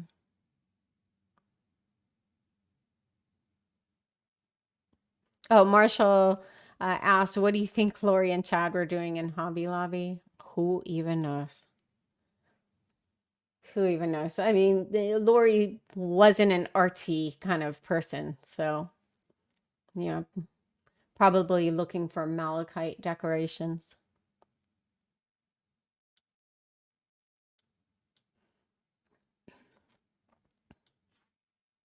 Okay. Oh, hey, Holly. Do you remember, I think it should be who hired PI Rich Robertson? Oh, do you remember hired private investigator Rich Robertson saying something about investigating and finding out Ian was a part of the cult? I think it was in Rich's interview with KTVB. No, I don't remember that. If you share it with me, I can put it out there. Like if you just tell me like the minute mark. But I don't remember that. But I'll tell you what, those interviews with Rich Robertson, like if anytime there's an interview with Rich Robertson, I'm like, clear my calendar. Like those have been, in my opinion, aside from the FOIA docs, those have been the most informative interviews. I mean, he's absolutely brilliant, and he just keeps dropping these bombs, but like so either other channels aren't covering them, because they tend not to cover anything that isn't flattering of certain family members. But yeah, like, I mean, one of the biggest knowledge bombs he dropped, in my opinion, was the detail that Charles had shared all of his logins with Kay while he was alive. So the whole like magical printer story, the whole story about like, oh, Charles had 3 main passwords. The first one I tried worked. There's no truth to that. Like, and Rich even said, including his Amazon login. And that makes sense because one of the things that I thought about, at some point was if Kay really didn't access Charles' Amazon account until November 8th. Well, first of all, like you can't access, any kind of account behind a subscriber wall or paywall by plugging your printer into their, like that person's printer into your laptop. But if she truly hadn't accessed the Amazon account until November 8th, Amazon for years has had what's called two-factor authentication, meaning if you don't access your account, or if you like try to log in with a new device or a new browser, something like that, it sends the person a text message, and you have to authenticate through your phone. And same with Gmail. Like, you can't just go months without accessing, accounts like this, because these cookies are set to expire sooner. And so, I mean, you just can't, like, the authentication, it would have been authenticating, with on his phone, which was in an evidence locker in Chandler Police Department.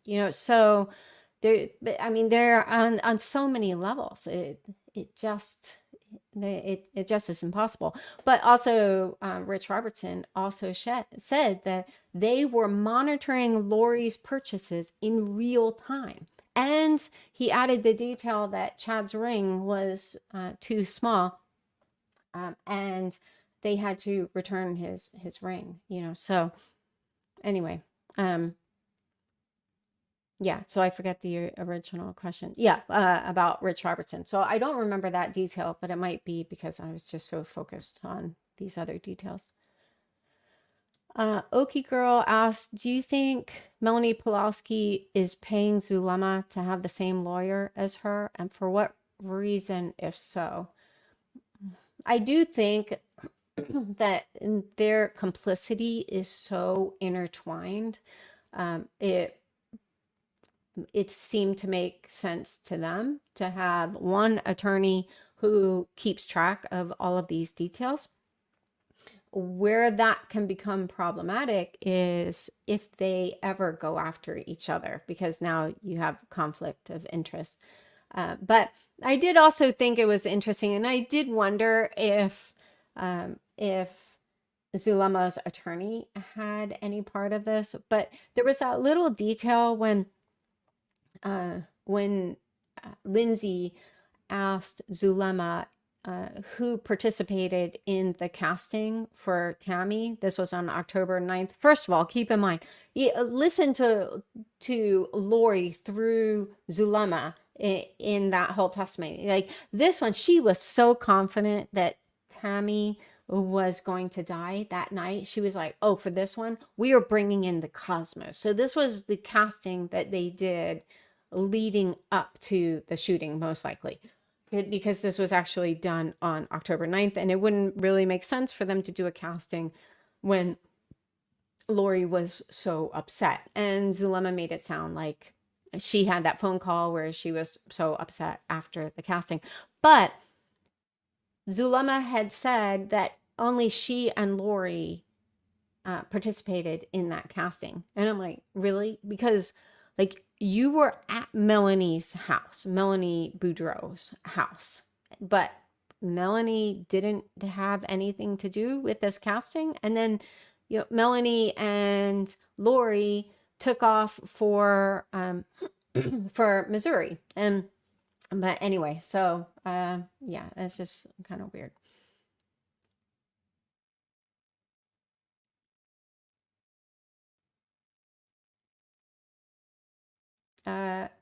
Yeah, Ellie asked, or I think L, can anyone ever be charged as accomplice or accomplices? Yeah, but with what evidence? Like, the fact that they didn't do a dump of Melanie and David's phones, like, and you see Chandler and Gilbert police departments protecting Melanie left and right. Like I said, like, they didn't even include her as one of the members of the Church of the Firstborn.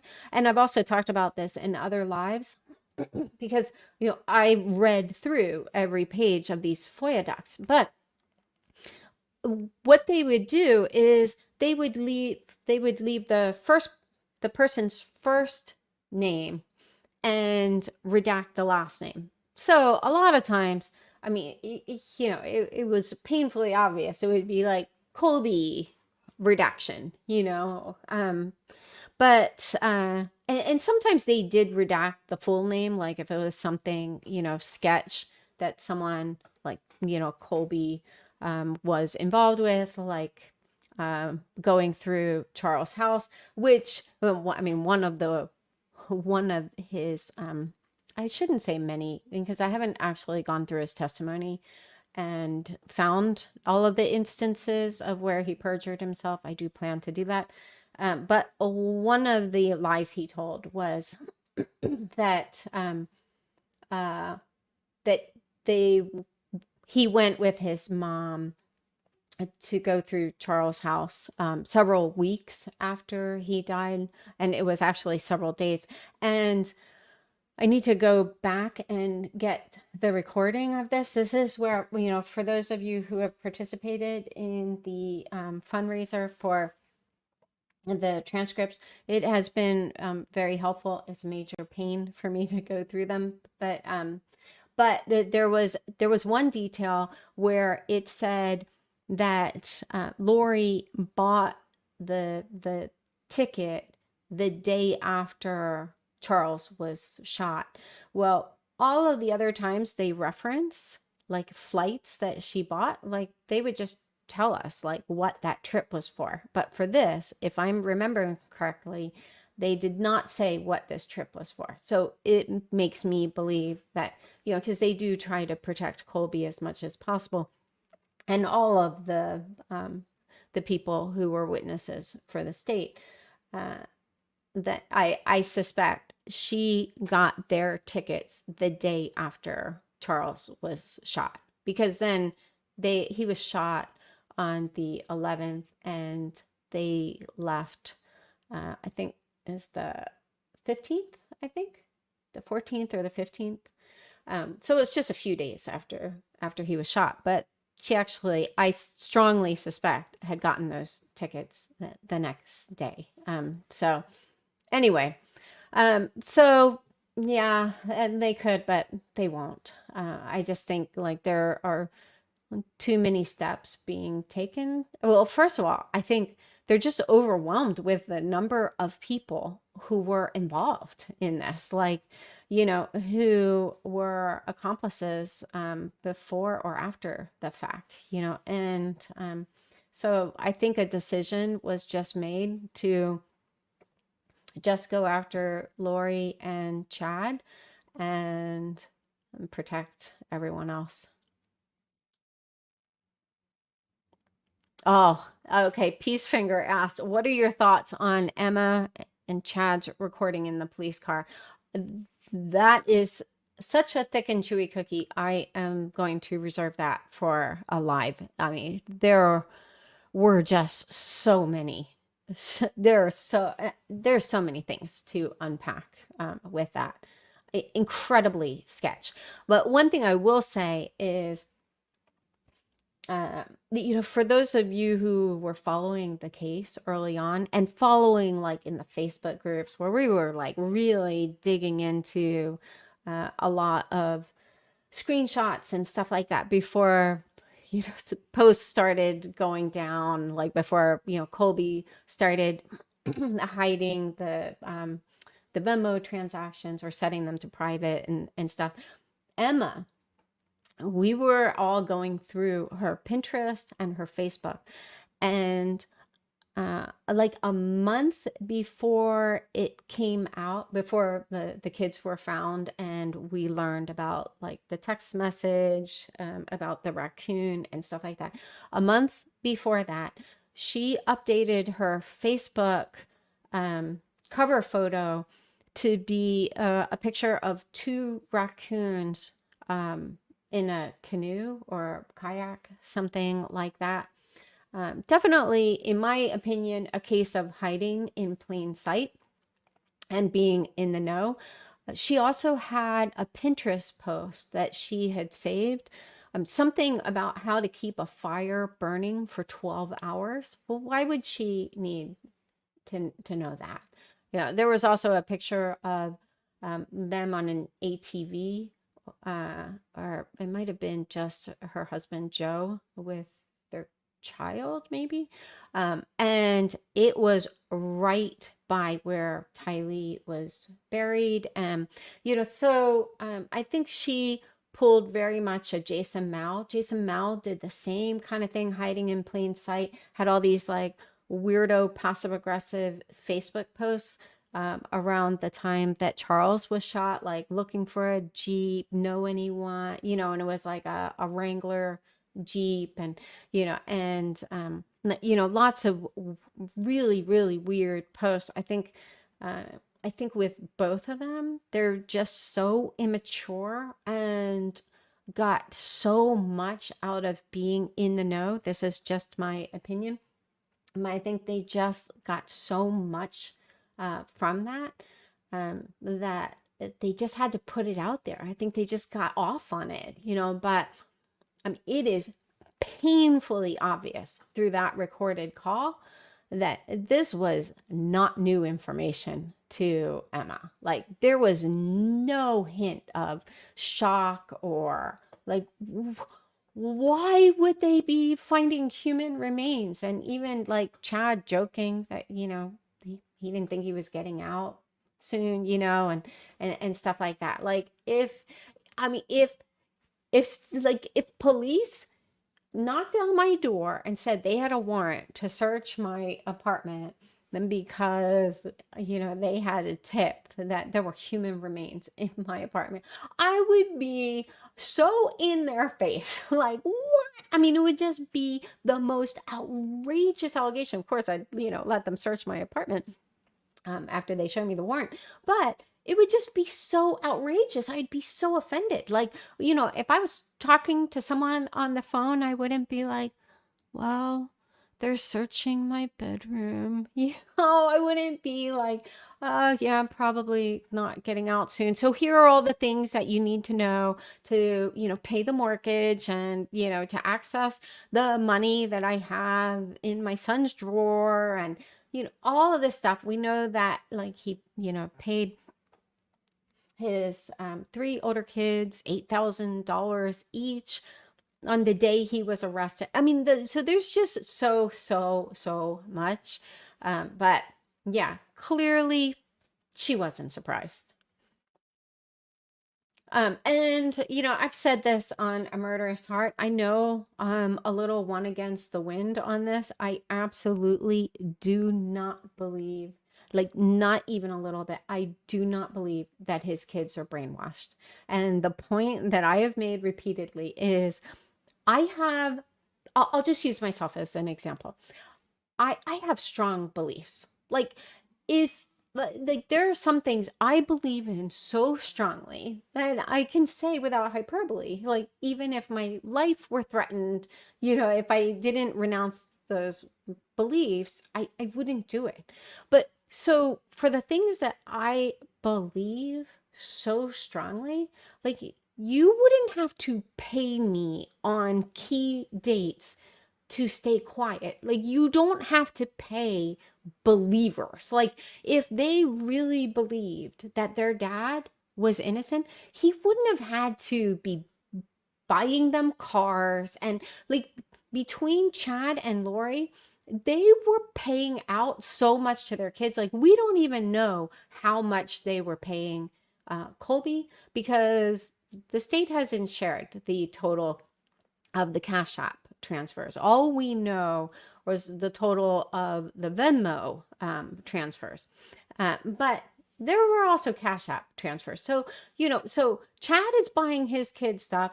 We also don't know all of the cash transactions, like, we only know about the however much money it was that was in his son's bedroom, because he told Emma, and was recorded. But we just don't know. Like, but I suspect that Chad and Lori were paying their kids so much in gifts, trips to California, all these things that they would have never been able to do before, just to keep them quiet. And that's not something you have to do with someone who believes you're innocent. That's something you do on like key days, like the day that Lori was supposed to present her kids to Fremont County Court or Madison County Court and didn't. And then the day Chad was arrested. So I just do not believe for a second that they were brainwashed. I think they were bought just like Colby.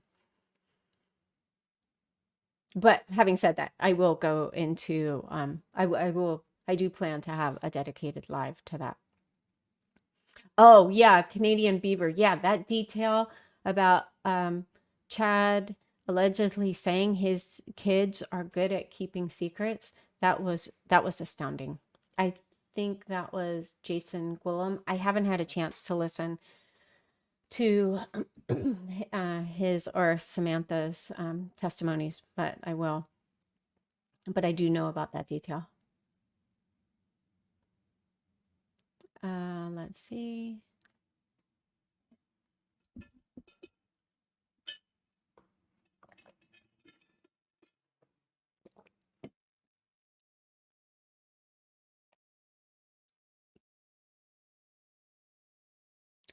Oh, Glamis Girl asked, how did Melani Pawlowski know the children were at Brandon's parents' home? Anyone know?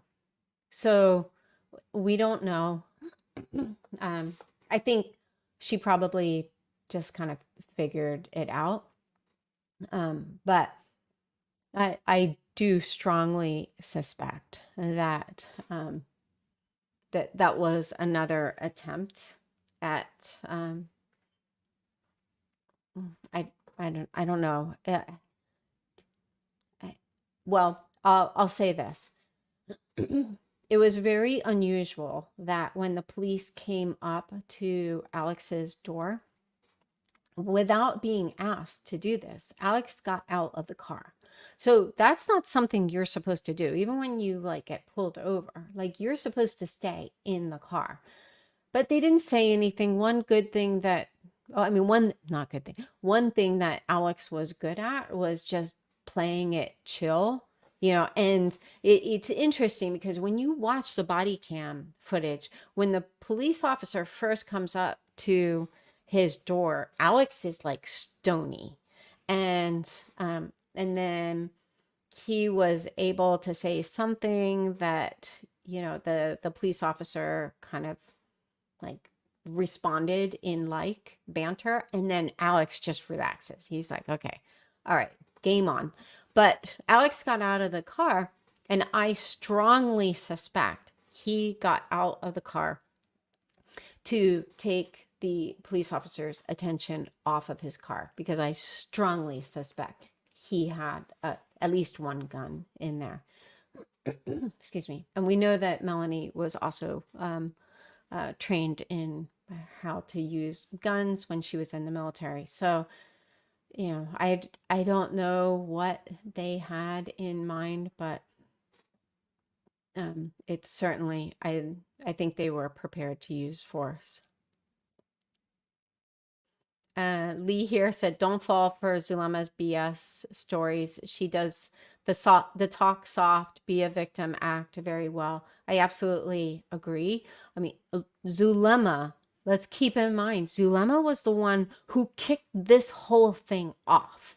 Like, she was the one who, she kept getting ghosted by Lori and by Chad because she was just so annoying and so needy. And then she sends Lori a text message with a prophecy that something was going to happen to one of her family members or her family member, something like that. And then Lori responds, call me, multiple exclamation marks. And then she replied that Zulema was a goddess. So she went from the bottom of the totem pole to, oh, now you're a goddess. Because, she also assured Lori that she would personally escort JJ to heaven to guard him. She had no concern whatsoever for Tylee. Even even in her testimony, there was something she said, I forget what it was now, but they asked about Tylee and JJ, and she only answered in reference to JJ. So all of Lori's friends were all in on Tylee being dark, because I'm sure Tylee made it clear to all of them that she didn't like him.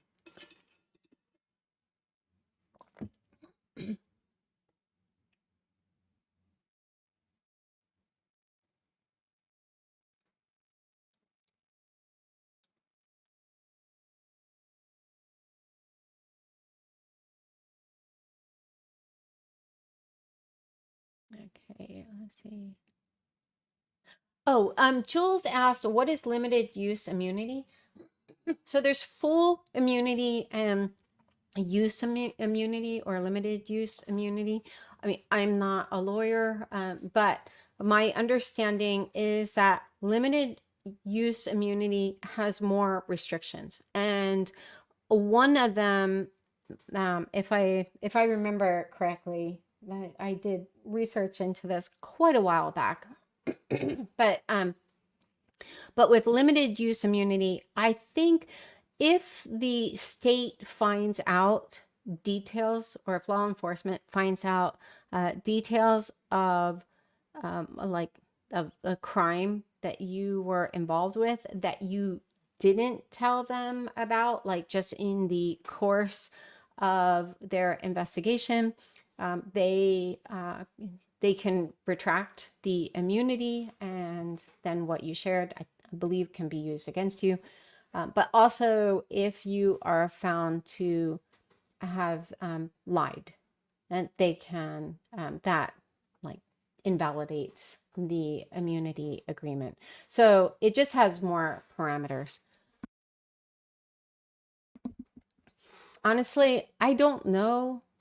I don't want to be arrogant. I'm sure law enforcement or the prosecution had a reason for offering her immunity, but I don't really see what she brought to the table that was really worth an immunity agreement, because it doesn't seem like she had, like maybe she brought other contacts, but it seems like it just doesn't make sense to me. Like, if you wanted to know more details, like, why not just get a dump of Melanie and David's phones? Like, two people who were there when JJ was murdered. And we know that there are details because they do know what Melanie texted.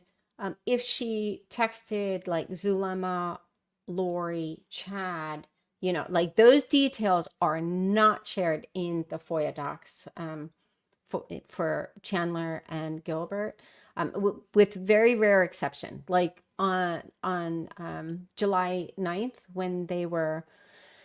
when Lori said, all of my family is here with all the kids, my whole family is here with all the kids. This is when, she found out the plot that Adam and Charles were going to try to get her excommunicated. We do know that Melanie texted Lori and insisted on coming over, even when Lori didn't want her to be there. And then she just came over and was like, well, I'm out front, so, and Lori's like, okay, well, you can come back if you're quiet, so like, how does an adult even agree to that? Like, it just sounded like Lori was talking to her like she's a child, like, but now we also know that was their dynamic anyway.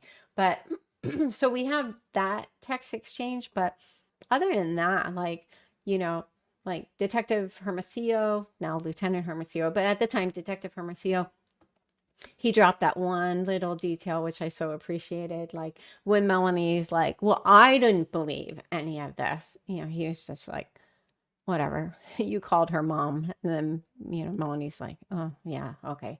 And it looks like if you watch Lieutenant Ball's face, like he has to know the camera is right behind him, but it seems like he's trying to get like Detective Hermosillo's attention, like just like staring right through him and but so he seems uncomfortable with this detail that Detective Hermosillo shared, but I could be misinterpreting it. But anyway, but other than that, we have a few crumbs that have fallen from the table, but for the most part, we don't know just how much Melanie was involved, besides the obvious, like her being in the middle of this every step of the way.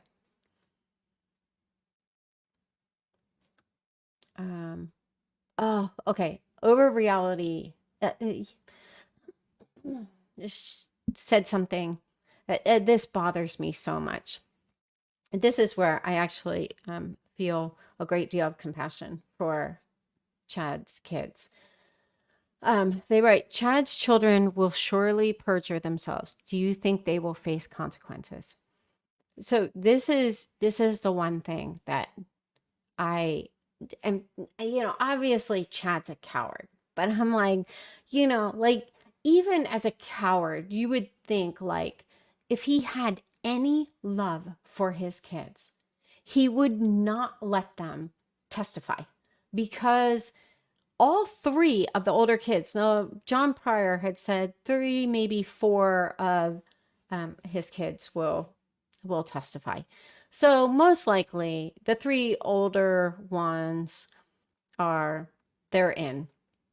And then there's a 4th who's on the fence, who I suspect is Leah. Because Mark seems to be the only one who we don't know received anything. Like, he didn't receive $8,000 like the older ones. And he was home from his mission at this point. And he didn't receive a car like Emma and Leah.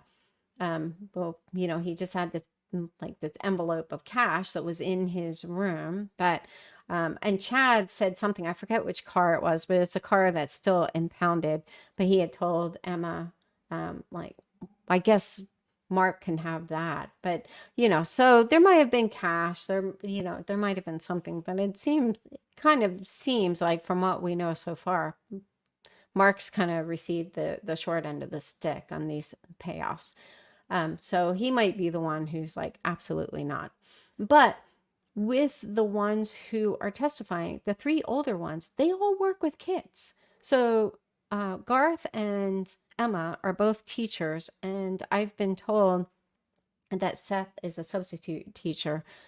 But teachers often have these kind of morality clauses, and so and when they did the 48 hours episode, it was so obvious that they were lying. Like, they are not good at lying. None of these people are. They're really, really bad at lying.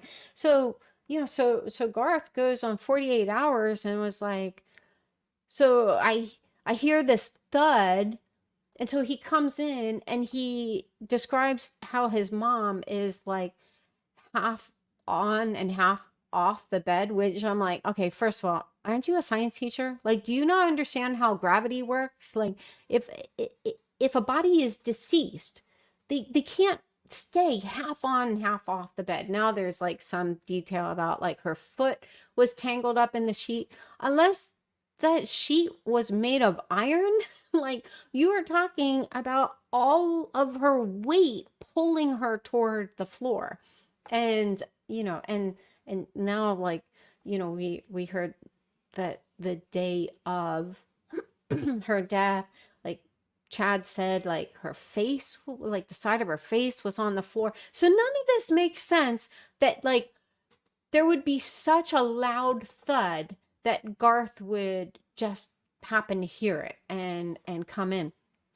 So, and there have been so many stories in reference to how Tammy died. I remember at one point just going around and collecting all of the stories, because there was one of Tammy's nephews went on Reddit for a day and a half, and it was answering all these questions. And I think he was the one who had said Tammy was on the sofa when she died. So Chad was telling people so many different stories, and anyway, so yeah, so my concern is like, I mean, like, doesn't sound like any of these kids are making a lot of money. So they're probably just barely holding on to their jobs, because if you think about it, like, especially by the time this trial is over, and I have heard from a confidential source that parents have called in and have said, I do not want my child in Emma's class. I do not want my child in Garth's class. So, I can't confirm that, obviously, but that has a ring of truth to it, that, especially with Garth, these are older kids, and that they wouldn't want their kids in his class. And now we have these details, like the family, we're talking about kids being dark and stuff like that. So I mean, they're already probably like just kind of barely holding on to their jobs. And I've heard Emma's out on maternity leave right now, so like, I just don't know how they're going to hold on to their jobs. Like, they have to be in jeopardy to some degree at some point, even if the school is like, we have too many parents saying they don't want their kids in their classes. What are they going to do? And it's not like they live in New York City where there are 80 bajillion schools. Like, there aren't many schools. Like, they basically will have to move, and who knows what kind of financial duress this could cause them. So I was so disgusted with Chad and with John Pryor. I did strongly believe that they were pressured into doing that 48 hours episode. I mean, Emma couldn't even do a convincing cry when she was talking about, like, like she was standing over by, JJ's, where JJ was buried. And, and I'm not saying this to like make fun of her, but I mean, they're not good actors, and they're not good at keeping lies straight. So all that to say, I just can't believe that he would even let them testify. Like this is your last final opportunity to be a man and to be like, you know what? I've torched my own future. I'm facing the death penalty, but I don't want my kids to go down with this shit. And he doesn't do that, so so the consequences will be that they won't face any consequences for perjury, but that their careers, I think they will face potentially very serious consequences.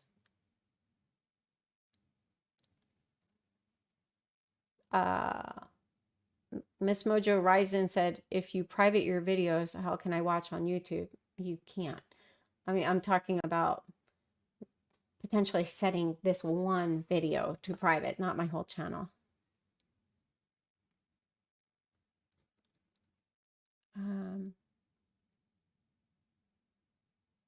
Yeah, Nora Levine. I mean, this is the $1 million question. If Charles' death had been taken seriously, would this have been the real miracle?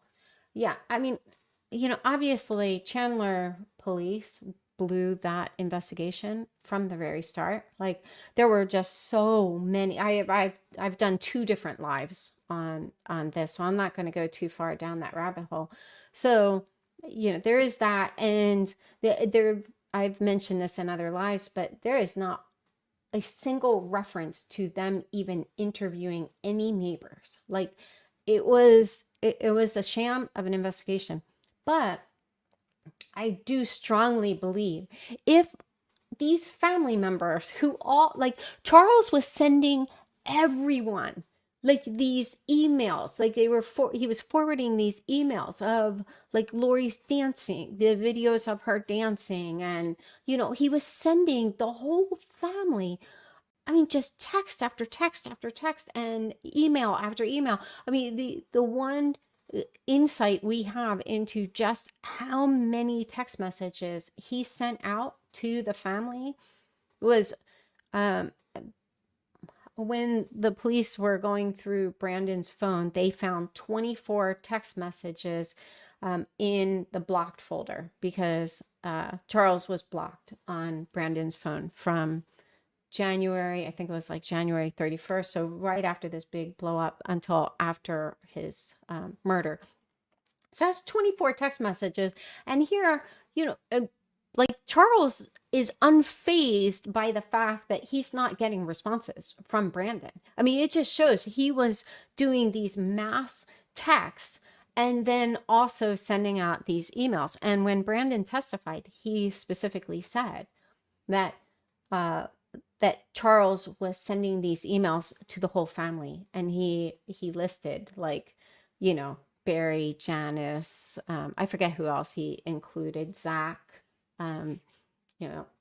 Colby. I mean, I don't remember if he included Colby, but we saw, like I've shared in another live, that it was an email, and I redacted the family members' email addresses because they were left unredacted, but included their names, and it was probably a pretty typical email that he sent out. And yeah, it was most of the family, because I remember at that point thinking like, wow, he even included Barry and Janice. Like, he clearly, I mean, he was with Lori for 15 years. He knows how this family are like sharks. They just circle the prey, because he was one of those sharks when Joe was was the victim. So I mean, I think that's part of the reason he knew just what Lori was capable of and why he was so scared. But even knowing that, he still included Barry and Janice and all of these people. Like, I mean, even like Rex Connor said that he also received the ratings email. Well, I never even heard of Rex before he came forward. Like, I've heard of lots of these different family members when I was with Lori. I've never heard of Rex. And so I mean, it just shows, like, even if you were kind of on the periphery, because I don't think Rex ever met JJ. So, clearly wasn't like, if I understand that correctly, like he wasn't close. I mean, Charles was just, sending this to everyone, and no one, there is not a single record of anyone from the family on the Vallow side or the Cox family side sending any of that evidence to law enforcement. So yeah, so I do think that the family also plays a role in that, because like when they met with law enforcement, I mean, they should have led with, Lori was having an affair. Here is all of the evidence, because anyone who's watched true crime, that's one of the first things they look at. Like, they want to know if the surviving spouse was having an affair, and if there was life insurance. So yeah. So and Kay even went so far as to say that she thought that Lori would meet her next in Hawaii, intimating that like Lori wasn't having an affair. It wasn't until after Tammy was killed that she said Chad Daybell, the cult leader, Charles believed that they were having an affair. Even then, she didn't pass on any of the evidence that he had given her or the ratings document. So yeah, so I just think that there's just, so I mean, like we see with Brandon, all it would have taken really is just one person just pulling together all the evidence and saying she was having an affair. She was sent, here are the videos she sent him. We know that, we know because of a text exchange between Charles and Adam that Charles, he referenced the email he had sent Adam with that he had forwarded from Lori's email, and that had the dance videos. So and because they were never shared with law enforcement, they most likely have never been admitted into evidence. And Kay even went so far as to say, even well, it was like she was talking about, I think it was in the context of Lori making these videos for Chad. No, I'm not really sure. It was an interview she did in February 2020. She said, even if even when things are deleted, they're never totally gone or something like that. And, that tipped me off even then, like, who would have deleted, this evidence? Certainly not Charles. Like, he was sending it to the whole family, so it just made me wonder, like, did she delete some of this stuff? I don't know why she would have said that. Okay, I'm going to take one more question and then I'm going to go to bed.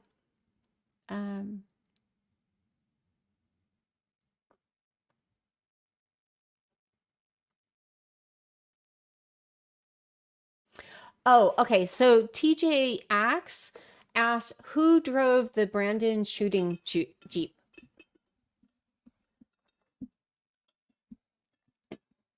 Oh, Farrell, I just saw your question about Adam. The first video I ever did on this channel was about Adam.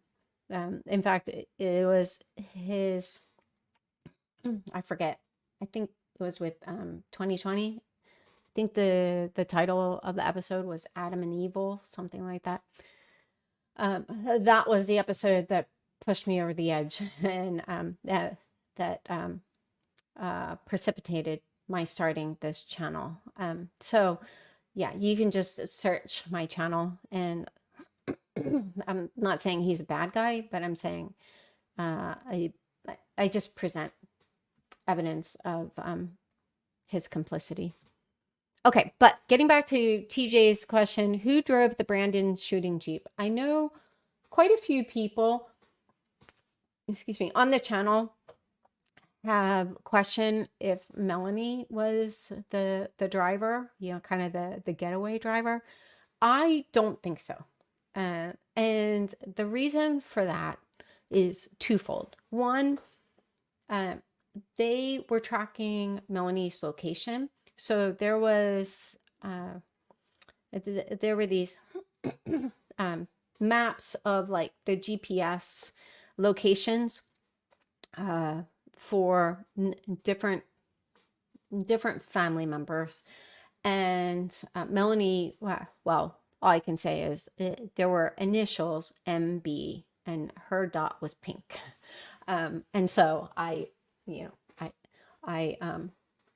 go out on a limb and say this was Melanie Boudreaux. So they traced her movement the day before Brandon was shot at, and her car came close to his rental place. And I have a map out there with like the points, but I think one, I don't think she would have been smart enough not to bring her phone with her, for one. But also, there were, I think, two different neighbors who saw the Jeep and described one person, both of them said a man was sitting in the driver's seat, only saw one person in the Jeep, and one person described him as, I think, bald or mostly bald. So no one has put Melanie in the Jeep. But then also, after he shot at Brandon, he took off. And so I think, like, is it possible that he could have dropped Melanie off at a gas station along the way, and she got an Uber back or something like that? Yes, I just don't think that that's very plausible. Another reason I don't think that she was there was, we know from Brandon that he dropped the two older kids off at school. Their third child, so Blake, he dropped Blake off at daycare. And then the younger, Brees, he dropped off at Melanie's. And I think that's how Melanie knew that, the timing. And so, like, would she have left her toddler home alone? or, you know, like who knows, anything is possible with these people. But I think also just the fact that like the seat was down and, you know, I just think like most likely Alex just set it up so that he could get back into the driver's seat as fast as possible and, you know, and get away. I mean, he ended up chasing Brandon for some of it, but or no, I think Brandon was chasing him. Yeah. Anyway, so yeah, I don't think that I think Melanie is a lot like Lori. You know, they try as hard as possible to not get their hands dirty and, you know, instead get everyone else's hands dirty. You know, clearly none of them were tech savvy because they put so much damning evidence in, you know, text messages and emails. So none of them should have ever thought that they could turn to a life of crime. I mean, also keep in mind one funny detail, and this is the last thing I'll share, and then, excuse me, I'm going to go to bed. But there's just this like, it's funny to me that apparently Lori's phone didn't have location sharing turned on, but Charles' phone did. And so her taking off with Charles' phone is how Chandler police was able to track her movement around Chandler and Gilbert. I mean, that's how we know that like she went to Alex's because Charles' phone was at Alex's house and they were chilling it out. I don't think that they were chilling. I think that they were desperately going through his home because when they called them back to the house, they stopped at this medical complex.